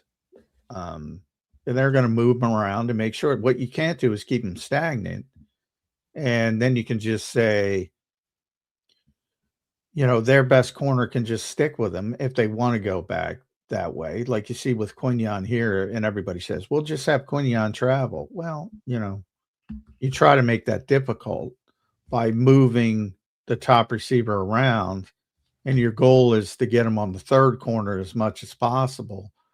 Sometimes that's not possible. Sometimes it is possible. But McVay does that probably better than anybody to get his main target open. But O'Connell does a good job. Zach Taylor, they're all McVay guys. They've all done it with Chase and Jefferson and Puka. And before Puka, it was Cooper. They all get tremendous volume when they have the quarterback, at least. So, yeah, I think that's what they're going. A lot of people talk about Green Bay. Well, Green Bay didn't have that guy. And when they did have that guy, for little pockets, they were feeding the ball to Christian Watson and Jaden Reed. That's what they want. They don't want to spread it out, that 6 receivers. They had 6 guys who can make plays, and that's good, but they didn't have the big guy. They didn't have the big gun, and that's not good. You'd prefer to have the big gun, and I'm sure. How much do you think Devontae Smith as a player has been limited or not able to reach his ceiling based on the offense that the Eagles run? And an example we could use is go right here in the NFC East. If in a fairy tale world, Devontae Smith was the player who landed in Dallas last year as opposed to George Pickens, what would that look like for him? How good of a player do you think Devontae could be talent-wise in an offense that really put him in a position to accentuate his talents? Because I don't believe he's ever got that opportunity. Well, no, part of it is just that, unfortunately, I think he's a top 15. I have to go down the list. At worst, top 20 receiver in football. At worst. I guess it's hard because we've never seen it. Yeah. But I don't know, dude. I think he could have a type of season like Pickens if he had that type of offense. Well, that's the thing. You need the volume, and he's never gotten the volume because he's always been the 2 here, and now he's going to be the 1. So you got to get him the volume. Now, he still had great seasons. He's had 3 1,000-yard seasons. He almost caught 100 balls in 22. So it's not like they haven't gotten him the ball, but he will be at a different level this year as long as he stays healthy. And I do believe he's probably top 15, but at worst top 20 in football as a receiver. So, yeah, I don't worry about him from a performance standpoint. And yeah, he's going to get more yardage and more catches because he's going to be the guy, and that's what you want. And he can be the guy. I don't think there's any doubt about it. Everybody else is complimentary. He's the guy. Right. And that's what they're trying to get him. And like I said, in those small pockets when Christian Watson is healthy, the Packers look different because they're trying to get him the ball. And Jaden Reed for a small stretch as well when he was having a run. But when they're banged up and they don't have their guys, that's where you get the Wicks, the Dontavian Wickses, the Bo Meltons. I think the Eagles are going to have to prove those other receivers on the team are a threat early in the season because it's gonna jam up quick if they can't showcase that those guys will make you pay if you don't pay any attention to them. And the Eagles haven't really done it. I don't think it's not that they're not going to pay attention to him. I think it's, you're trying to get your. But you just point out Christian Watson. It's like Christian Watson's not the greatest receiver in the world, but defenses know if that guy's on the field and we don't take that away, well, then we're going to be cooked. So that makes them play defense differently, which opens up opportunities for guys like Tucker Kraft, for Dontavian Wicks, for all the other receivers, Jaden Reed, for all the other receivers in Green Bay. Well, sure, but and all Devontae's a perfect example. I mean, he's caught 95 balls, 81 balls, 77 balls. I mean, as the number 2 guy, there's going to be room for Wicks and Lemon and Goddard. I mean, there's going to be traffic for them, but Devontae's going to be number 1. For years, Nick would say the passing game goes through 11, 6, and 88. And now it's going to be 6 and then to be determined, but 6 is on top. We'll see how it all shakes out this year, everybody. Going to be very interesting to see the way the Eagles play offense this year, how effective they can be. We are a couple hours away. What are we, 12 hours, 10 hours, Johnny Mac, from the schedule release? What's it come out, 8 o'clock tonight? Yeah, I'm sure it'll leak before then, but yeah, the TV show, I believe, is at 8 o'clock. Right. They have a full TV show. I think I'll probably get a bunch of ratings. I think might beat the day. Is there any playoff games on tonight? Any basketball? I'm sure there's I don't know, because the Knicks won so early. Nice job, Sixers. But I'm sure there's a hockey game at least. We got NHL playoffs, Buffalo and Montreal, which, by the way, is tied 2-2. Did not know that. And the Ducks against the Golden Knights. Golden Knights can close out the Ducks tonight. It's 3-2.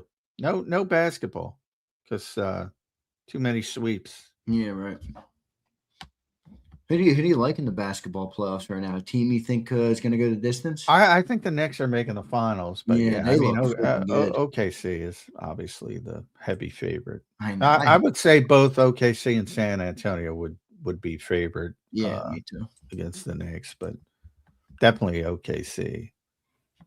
But the Knicks are a good team. I'd like to see. People will hate this, but I'd rather see the Knicks do it than freaking San Antonio or OKC again. I like variance. I like to see. I like to see that, and I like Jalen Brunson, who I think is a freaking hell of a basketball player. I love the It way. really is, man. Oh That my for gosh! all the fucking for all the Sam Hinkie people, and they pop their heads. They're smaller and smaller, but when the Sixers make a change, they always pop their head out and just say, "If they just let Sam continue to do it," like doesn't it register to these people? This guy's never been hired anywhere else again. You were wrong. Why people, John? People really have a hard time admitting when they're wrong. Oh my God, it is unbelievable. But even if you get past that, it's like you know the whole mentality, which I used to argue with Mike Gill. People got a small glimpse of it yesterday. Jalen Brunson was a second round fucking pick. I'm so sick of people saying, "Well, you got to get the top 5 pick." I mean, Shea was the 11th pick. What do you mean? The Sixers' best player right now was what was Maxey? 22nd, I believe. 22nd. Yeah. And there for years, they're like, well, you can't build you that way.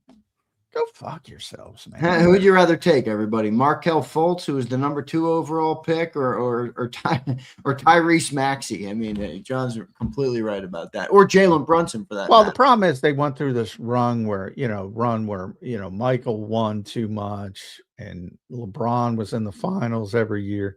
So you had these super teams and you have to win that way. Like you can't win any other way. And now that teams and the Celtics are a perfect example of this.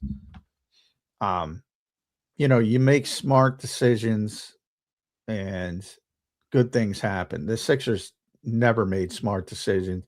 Sam Hinkie would, you could say what you want about Daryl Morey. He made a lot of poor decisions, but he did a pretty good job when it came to evaluating talent in the draft. Good draft picks. Yep. They were awful evaluators of talent, and more than that, awful. They literally had to have the top pick in a year where it was a no-brainer because they couldn't evaluate anything, and more than that, they terrible with developmental aspects of it. So they really did. And then the second part of these people, look, when you do get fired, the one thing you can't do is write a manifesto about your previous organization and expect somebody else to fucking hire you. These Hinkie people are weirdos. Yeah, I take my L on the process, John. I'm happy to take it. All right. Here's how we got super chat. We got about 7 minutes left to go in the show today. I want to thank everybody for being here. Schedule will be out tonight. I'll probably go live, honestly, on the channel. When the schedule does come out, we'll figure out where the Eagles play, who they play, when they play them. All right, so that'll be tonight. Here is Bird Gang 89. What's up, brother? I'm not the biggest Hurts fan, but everyone's infatuation with Herbert is ridiculous. What is that? There we go. The Herbert bit. This is where I think people miss, though. It's like individual talent is different than what a team accomplishes in someone's career. Herbert's individual talent is what people are infatuated with. They're not infatuated with the play or the team. It's the player. It's the individual talent that the player possesses. And if you can't see that, come on, Bird Gang. I mean, the guy's got a lot of fucking talent. And by the way, I don't care about fans. I don't even care about media people. You know who's infatuated with Justin Herbert? Football people. That's why.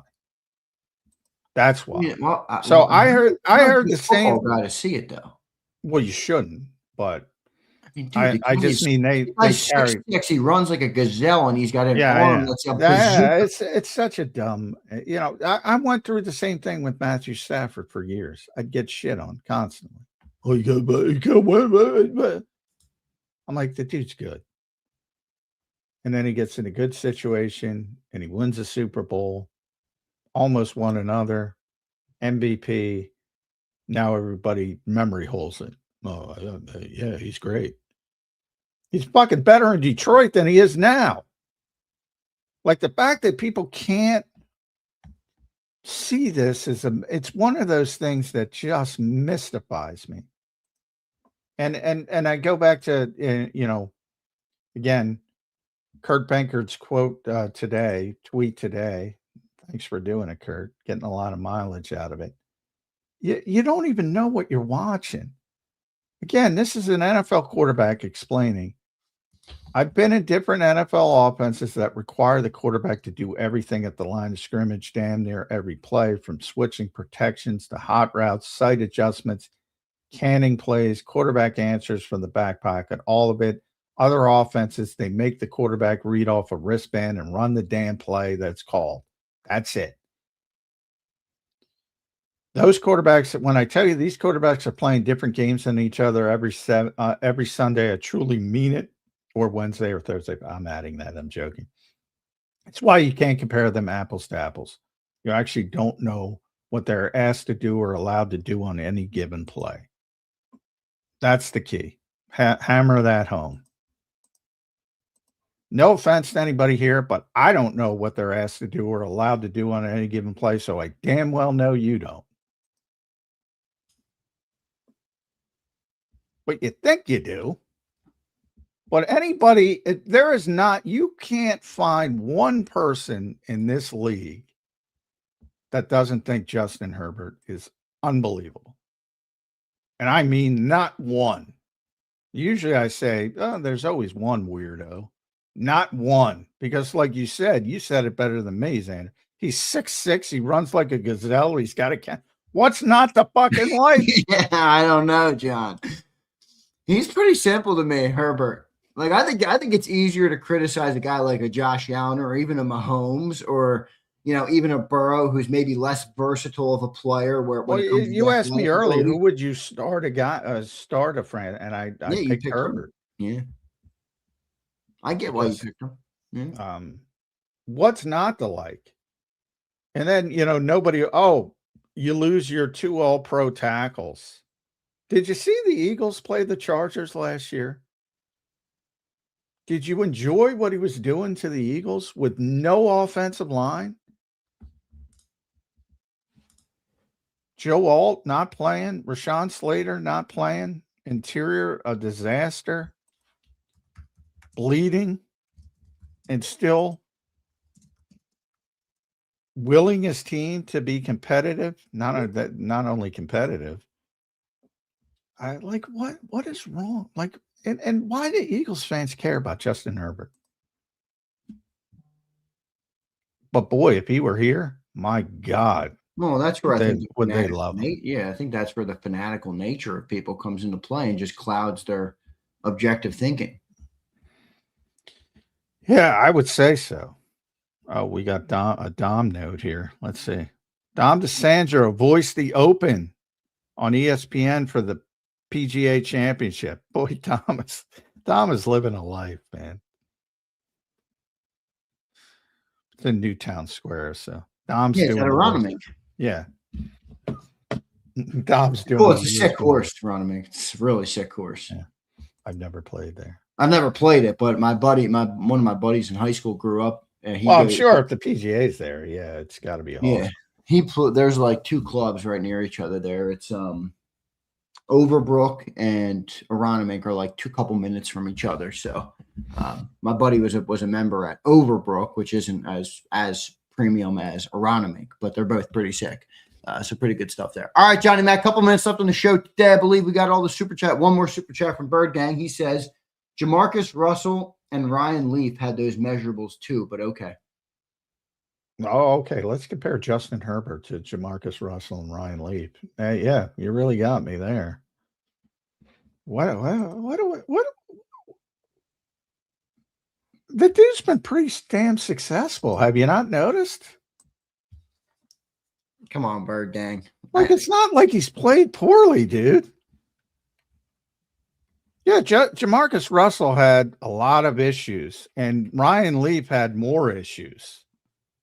And I own Ryan Leaf because I thought Ryan Leaf was going to be a superstar. What I didn't know was that he was a lunatic and a drug addict, which he freely admits, so I can say that at the time. But yeah, he had all the physical gifts in the world. In case you haven't noticed, Justin Herbert has been playing since 2020 at a high level. Man, people are really, really, really disillusioned about Justin Herbert. He's Well, it's because you know why? It's because in all the offseason lists, which don't matter, he's always graded ahead of Jalen Hurts, and they can't take it because Jalen won a what Super are Bowl. quarterback rankings are individual talent. They're not team accolades. Exactly. Justin Herbert has more inherent talent than maybe anybody else in the league. As a rookie, but you don't even want this. 396 completions for 595 attempts, 66.6%, 4,336 yards, 31 touchdowns. That was a rookie.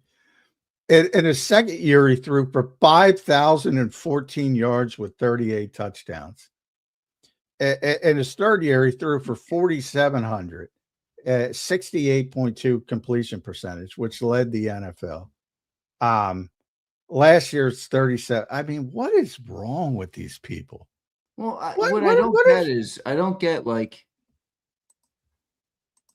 Brandon says, I'd be crying about Herbert being a choker if he was an Eagle. Well, Brandon, like he probably wouldn't choke if he was an Eagle. Wouldn't choke. Be a way better organization. Yeah. That's kind of John's point. It's like you get to the right situation, and all of a sudden, the narrative changes quick. I'm going to put this bluntly to you. If every NFL team, including the Philadelphia Eagles, had a chance to have Jalen Hurts or Justin Herbert, they're taking Justin Herbert. Would it be a clean sweep, 32-0? Yes. 2 more super chats before I let you go. His situation in LA has been bad now. Come on, guys. I already said I'm not a Hurts fan, but you can have all the measurables you want. If you can't perform when it matters, what's the point? 32-0. The Eagles will lie to you, but 32-0. I wouldn't dispute that for a second. 32. That doesn't surprise me at all. 32-0. Yeah. 32-0. And we ended on that. Johnny Mac, your final thoughts today on the Thursday edition. It's not close, is what I'm saying. It's not close. Your final thoughts on a Thursday edition. Yeah. We got the schedule tonight, Johnny. We upset the people, but it is what it is. Yeah, it's not a vacuum. That's why go read Kurt's tweet. Guys are asked to do things. They have different things. They have different supporting casts. They have different organizations. Jalen Hurts is a very good football player. He's just not Justin Herbert. Not an insult. J Mac, I'll talk to you later, brother. Thank you, man. All right. Happy scheduled day. Happy scheduled day. Later, dude. See ya. Later. There's Johnny Mac, John McMullen. Follow him at JF McMullen. Great show today. Great insight per usual. A lot of good commentary today. A lot of good conversations. Even the chat's having some interesting conversations. I know a lot of you guys are not going to be fans of what John said, but I'm sorry. I agree with him. I mean, Herbert's got tons of talent, guys. I mean, to me, individual talent's a lot different than what a team accomplishes. You can point out where a player comes up short in a big moment, but you can't rule out the context that goes into that coming up short. For example, it was a lot harder for Jalen Hurts to come up short when you have a roster around him that's a lot better than the roster around Justin Herbert or, insert case. So it's like gauging individual talent is a lot different than, gauging performance in big moments. Again, did Stafford come up short in big moments until he didn't, right? It's a perfect example. Well, was that Stafford? Was it Detroit? When your team isn't as good or your roster's not as good, you're naturally going to have to try and make up for more. I mean, let's be real here. Jalen Hurts did have the best defense in football. Jalen Hurts did have the number one run offense in football. That's going to help you in those big moments. If you don't think that, I mean, come on, are we just picking and choosing which context we want to allow or which we want to include? Jalen is a big game player. There's no doubt about that. But, was Jalen a big game player in the 2023 playoff game? Was Jalen a big game player in the 2021 playoff game? Was Jalen a big game player in the 2025 playoff game? No, but you guys will point out that the team around him wasn't as good those years, right? That's fair. That's very fair. Is that fair? Are you guys following what I'm saying? Hurts wasn't great in the playoff game in 25. Hurts wasn't great in the playoff game in 23. Hurts wasn't great in the playoff game in 21. Why is that? Well, the team around him wasn't as good, which means individual performance will be slanted, especially at the quarterback position, by how good the surrounding cast is and how well they play and how much talent is there. But in 24 and 22, when Hurts had a great defense, a great supporting cast, a great offense around him, a great running game, well, he elevated his game and he played the best. That's fair to point out too, but don't pick and choose the context. Herbert's never had a roster close to what the Eagles have had. Come on. Let's not get carried away here. Now, Daz, that's not what I said though. Daz, answer the question. Do you knock Hurts for not being a big game player when he did not perform well in 3 playoff games in 3 different years? Hurts has the benefit of a really great organization around him. That's not taken away from Jalen. Texas T says, what game was he special in? He wasn't special in the playoff games. My point is, does he have an organization and a roster and a franchise around him that makes it easier to perform specially in? Was Hurts special in 23? No, but instead of saying Hurts wasn't special in that game, we point to the team not being good. Well, it's pretty easy to look at the Chargers and say, yeah, they're not the greatest team. And they never have been.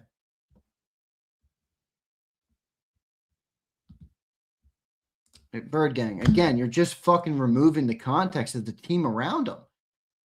Guys, we're not talking about rocket science here. Come on. Football is a team game. Now, see, HKP, I disagree with you vehemently. He says, Hurts wasn't the reason we lost. See, it's a difference. Herbert is the reason his team loses. When you have a burden that is significantly larger, then your opportunity to come up short is much greater. For example, when you have a surrounding cast like Jalen Hurts has had, your margin for error is a lot larger because they're not asking you to make up for the amount of deficiencies they're asking Justin Herbert to make up for.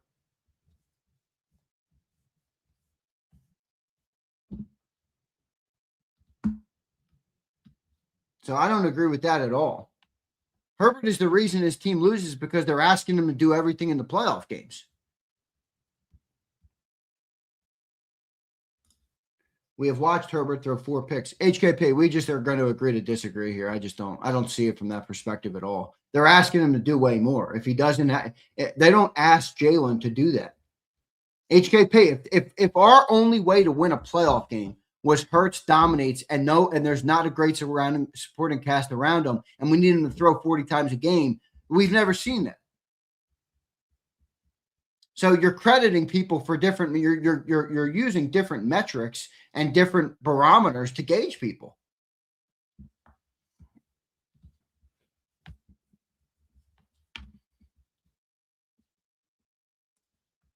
Again, it's not tennis. It's not boxing. It can't be viewed. The same context doesn't apply to every situation. It never will. It's just football. HKP, come on. I've talked to you way too many times. I know how smart of a person you are. Brother, you're leaving out the most critical part of the equation. It's not dumbed down to quarterback only.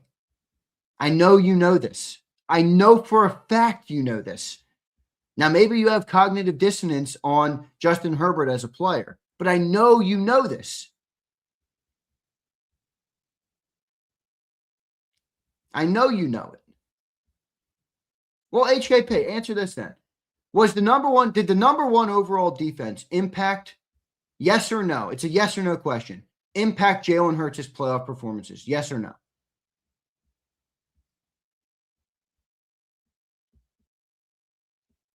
Did Jalen Hurts having 2 number 1 overall defenses in 2 different years of the playoffs, does that impact his performance? Yes or no? If you think no, well then me and you are we're so far on the opposite. We're not even considering the same thing. Yes, it does. Okay, perfect. So how does that impact Justin Herbert's play when he doesn't have that type of supporting cast? You're then inherently asked to do way more. You then inherently have to make up for way more things on your roster than Jalen. That's not to say Jalen didn't play good. He did. He played fucking excellent.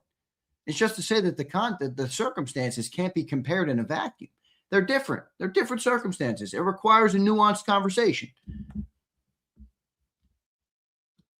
Exactly right, Big Mike. Racing is a great example, actually, because you're one driver, but you're not, Max Verstappen is by and far, and it's not even fucking close, the greatest driver on planet Earth. It's literally not close.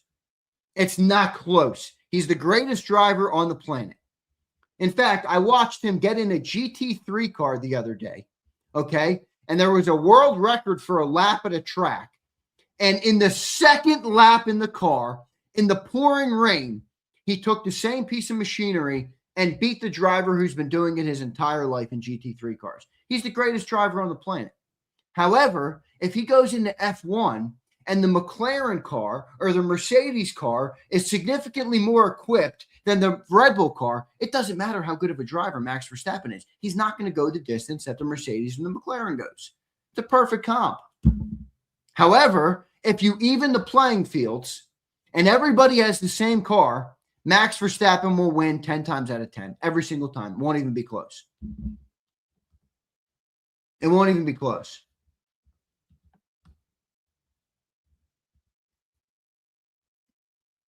It won't even be close.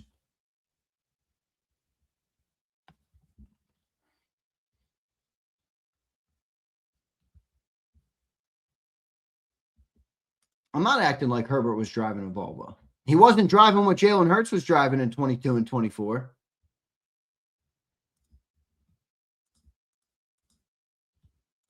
HKP says, so when Hurts wasn't in the Super Bowl when we lost and was going score for score with Mahomes, where was our number one defense then? Oh, well, that's a good example of Jalen elevating in the moment. But he had the opportunity to do that, HKP. He's been a bad playoff performer. That's fair. I mean, you can't dispute that. But again, individual talent is differently. It has to be gauged differently, especially in the sport of football, than what a team accomplishes.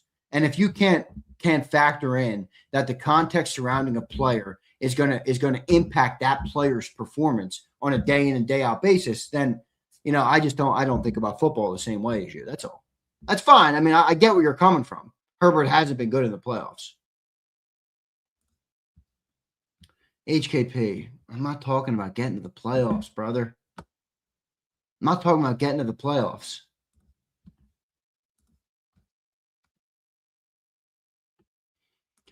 I won't take away from his 22. Yeah, he was. That was the greatest game I've ever seen Jalen play. The greatest game I've ever seen him play. By the way, I wanted to run down a topic. I was reading it in the chat because I was interested in it.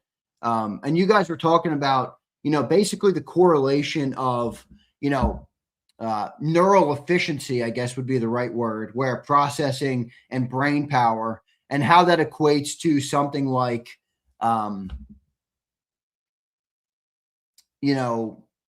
cognitive ability, something like that. And you guys are talking about like IQ, and I see you guys are debating. I'm not interested in the back and forth in personal insults or the debate, but I do find it interesting how those things equate and how those things correlate, how those things correlate. Because I do believe you can be a super intelligent person and not have the fastest processing power. Think about it. If you're super intelligent, like Elon Musk is a good example. He's obviously, people don't like Elon for whatever reason, but you cannot deny how intelligent the guy is. The guy read how he started at SpaceX. He read 3 textbooks front to back on rockets and then proceeded to comprehend and retain more information than people who have been studying rockets their entire life. He's one of the smartest people on planet Earth. It's indisputable. It's indisputable. But sometimes you'll see Elon Musk get asked a question and he sits there and he stutters and he takes slow. And is that because the sheer volume of information in his head is so much that processing all that information and connecting all those dots naturally means he's going to be slower at processing, or in some cases, slower at processing because of how much he's trying to put together. Versus if you have somebody who's, I don't want to use the word stupid, but I will use the word stupid. Like, they're not putting together that many dots. Well, 2 + 2 = 4. Duh. Oh, I processed that a lot quicker. Meanwhile, this dude's fucking thinking about 400 different variables. I don't know. It's interesting. It's interesting to think about the relationship between, efficiency, neural efficiency, and IQ levels, or cognitive ability, I think is a better word. Is he actually autistic? I don't know. Is he verified? Like, is that real that he's autistic? I don't know that he's actually autistic. I don't know. I just think he's an example of somebody who, has so much knowledge in his head. Like, sometimes it's hard to put all that out. You know what I mean? I didn't know. I don't know that he's actually autistic. I actually didn't know that. Well, Rasputin, then maybe he wasn't a good example, but do you at least follow my line of thinking where if you're processing, 1,000 points of information, versus somebody who's processing 100 points of information because their intelligence level is not as great as the person processing 1,000, then the processing speeds there are going to vary greatly. And it might not always indicate how well or how fast or how efficient somebody processes. I don't know. I'm interested by it. I do think there's 100% of correlation. I mean, if you're super, intelligent, you're going to be better at this. I agree 100%. I'm not saying that it's not. I agree, Brandon. I'm not disputing that even a little bit. I do think. I just wonder what degree it varies. That's all.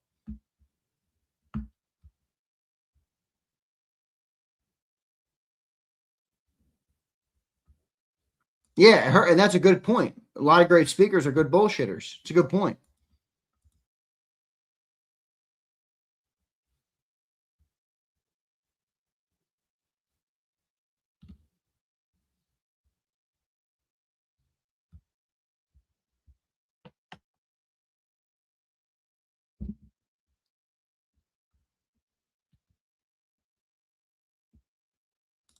Raskin says, I get your line of thinking, but that's only approval to highly complex scenarios. Reading a defense and solving a 3-page differential equation aren't. I agree.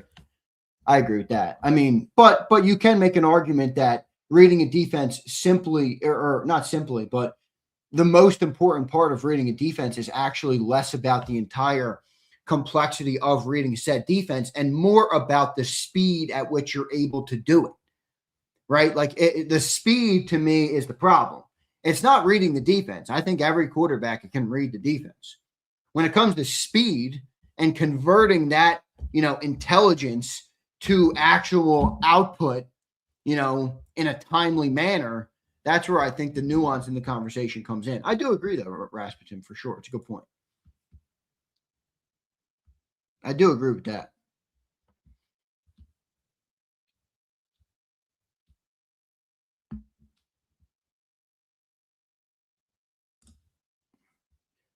Aaron, what the fuck are you talking about?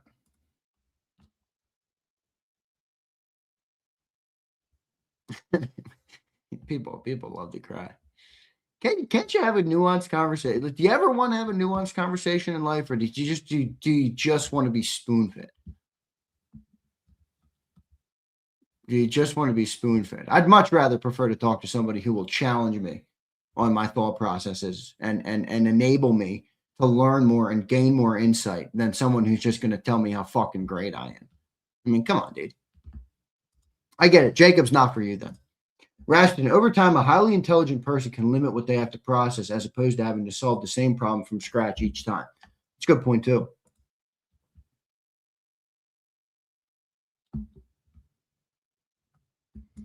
Who do I think finishes last in the division?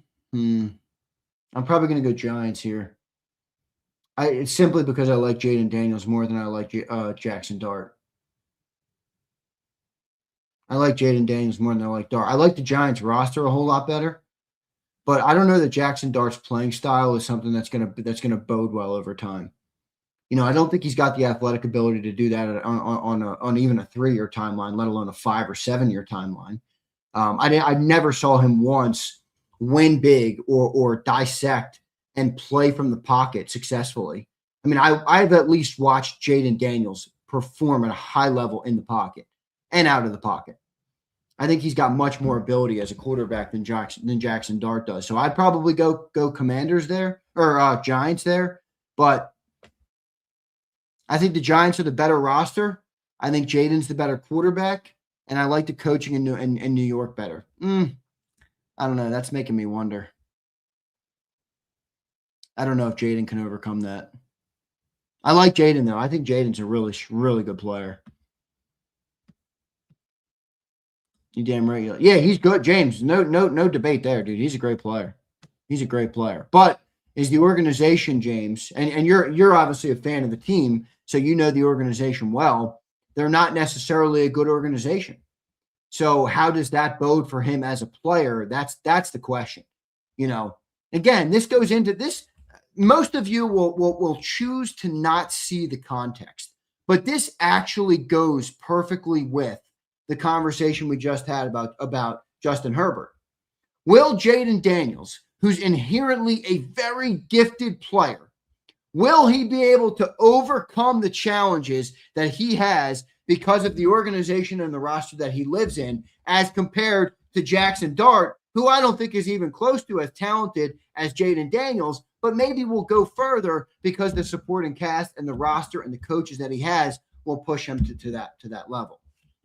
Now, the Giants aren't particularly a great organization either, but they do have a solid roster right now, and they just hired a good coach, who's got a big track record. I know. You guys will decide to turn the brain off, and you won't be able to equate those two things. They are certainly correlated. They're certainly correlated. I do agree that Jaden is small, so Philly Tide says Lewis Hamilton's better than Max Verstappen. Well, Lewis Hamilton's has more accolades in his career, but Philly Tide, if you put both of those drivers in the same vehicle, I think Max Verstappen wins 10 times out of 10. And that's no disrespect to Lewis. But remember, Lewis Hamilton won a lot of his championships when there wasn't a spending limit, when Mercedes as a company had significantly more money to spend on their car, their engine, their chassis, their everything, their replacement parts than any other team had. So it's not to take away from Lewis. He's one of the greatest drivers in the history of the world. But if you're telling me you put those two guys in the same exact vehicles, I think Max Verstappen wins every time. I think Max Verstappen is one of the greatest drivers to ever grace the planet. I think he's this generation's Ayrton Senna. Now, that doesn't mean you're always going to win, because when you're driving, your car has a lot to do with it. Lando Norris is a great driver. Lando Norris is nowhere close to the talent of Max Verstappen. And that's no disrespect to Lando Norris. Lando's phenomenal, but Max Verstappen's in a league of his own. I'm telling you, go pull up. If anybody likes racing or is interested in that stuff, go pull up Max Verstappen driving around the GT3 course. It's one of the most unbelievable videos I've ever seen, if you understand racing. Max Verstappen GT3 record.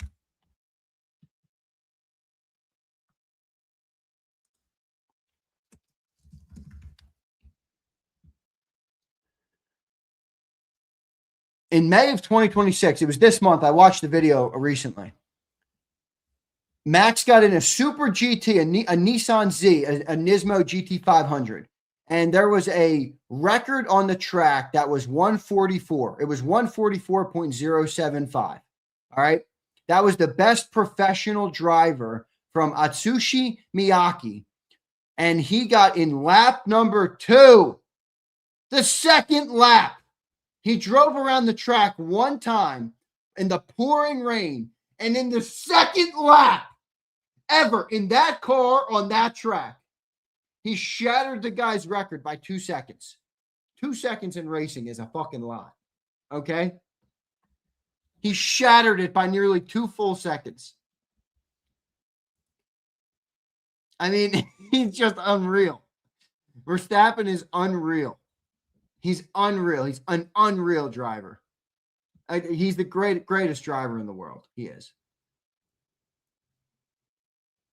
Rich, 2 seconds in racing is a lot, brother. 2 seconds in racing is a lot. I lost in my autocross to my cousin. I won the head-to-head. I have the cone. I showed you guys that. I lost the autocross by 0.05 of a second.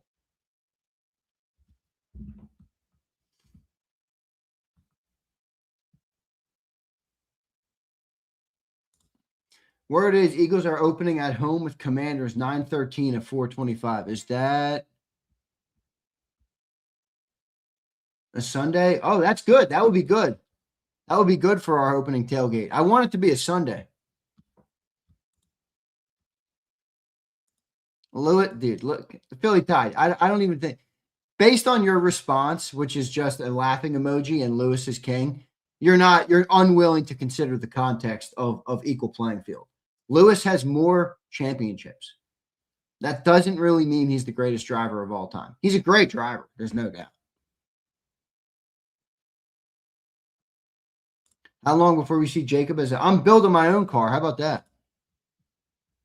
We were in Hellcats. Hellcat Red Eyes. Which are not the greatest driving cars and not great for autocross. Anybody who knows driving. I mean, those are fucking heavy boats. Not great. Not great.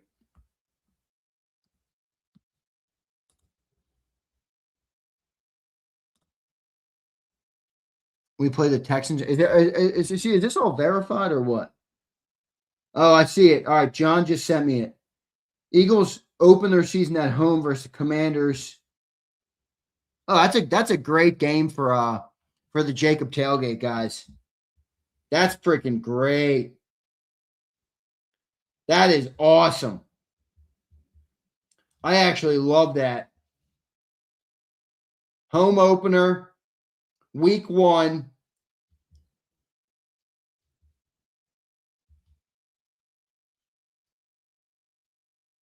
Wow, that's great. I love that opener. I love that opener.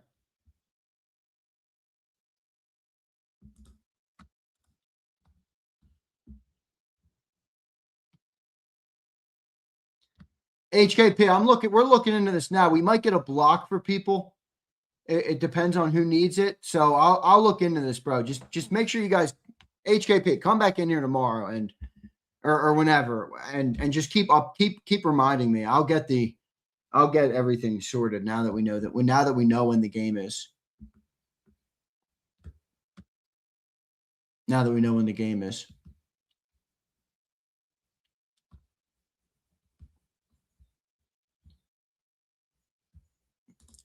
Sean Zander, drivers on. Sean, your inability to correlate things. We just spoke about IQ. I hate to say it, but you might be really stupid. You might be really stupid. Z, let's get the party started. I'm with you, Tony. It's going to be a good one. Lewis should have won the championship his rookie year, too. Yeah, remember when Max Verstappen started driving in F1 and he was like 17 years old and he won like his 3rd or 4th race? Come on, dude. Come on. There's no world in which you're convincing me Lewis Hamilton's a better driver than Max Verstappen is. No, it's not happening. It's not happening. That dude tinkers with death. He does not care. It's like the famous quote from Fernando Alonso, when they're going into the corner or going into the turn. And anybody who knows racing knows that, those are high pressure situations. You could literally die, literally. And they asked Fernando, why'd you have so much confidence to go in front of him in that turn? He said, he's got a wife and kids at home. He has a wife and 2 kids at home. I don't. In other words, I'm willing to die to go into that turn and win. I knew he would pull up. I knew he would pull up. It's one of the greatest quotes. Why'd you have so much confidence? He's got a wife and kids at home. I don't. I'll die for this shit. That's Max. That embodies Max to me perfectly too. Fernando Alonso, another awesome driver.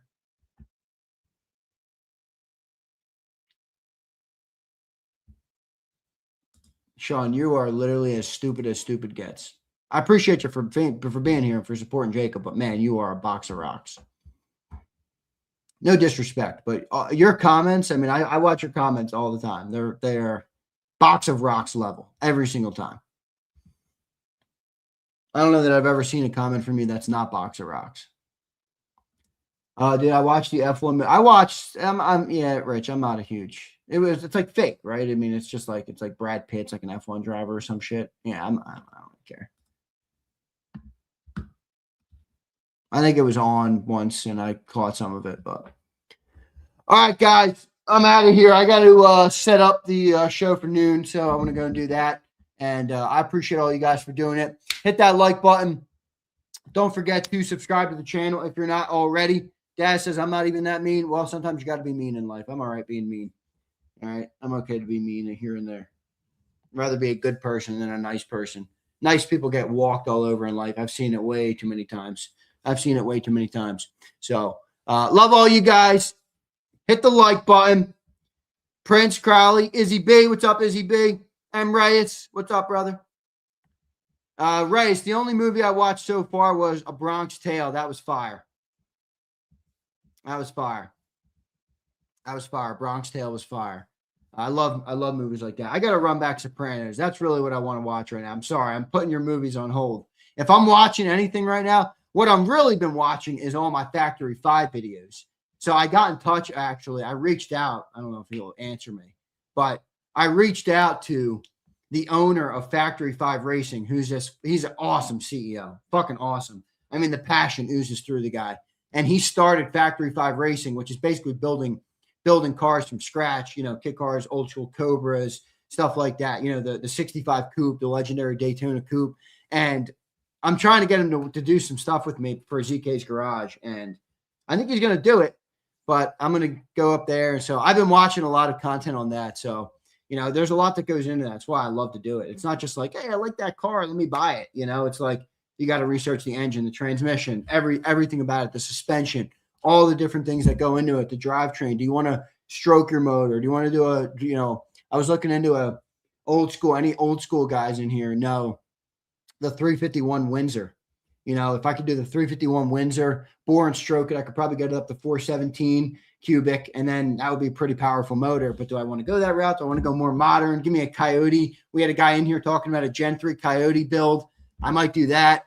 Probably go with the Gen 4, though, the Gen 4X, which is built for it. So a lot of stuff going on. Which I'm excited about. But it is a long process. That's why I love doing it. It's like the ultimate liking something and then actually like playing the game of the hobby. Like I was talking to my sister about this, and she's like, why are men so much cooler than us? She's like, it's so cool. Like, you like love this shit, and then you can like pick a motor and like do all these things. She's like, this is crazy. I wish we had hobbies like that. I'm like, yeah, no, you guys don't. Some do, but I think Izzy B's actually, she's more of a hobbyist for a girl. There's plenty of you guys out there, but the vast majority are not the same.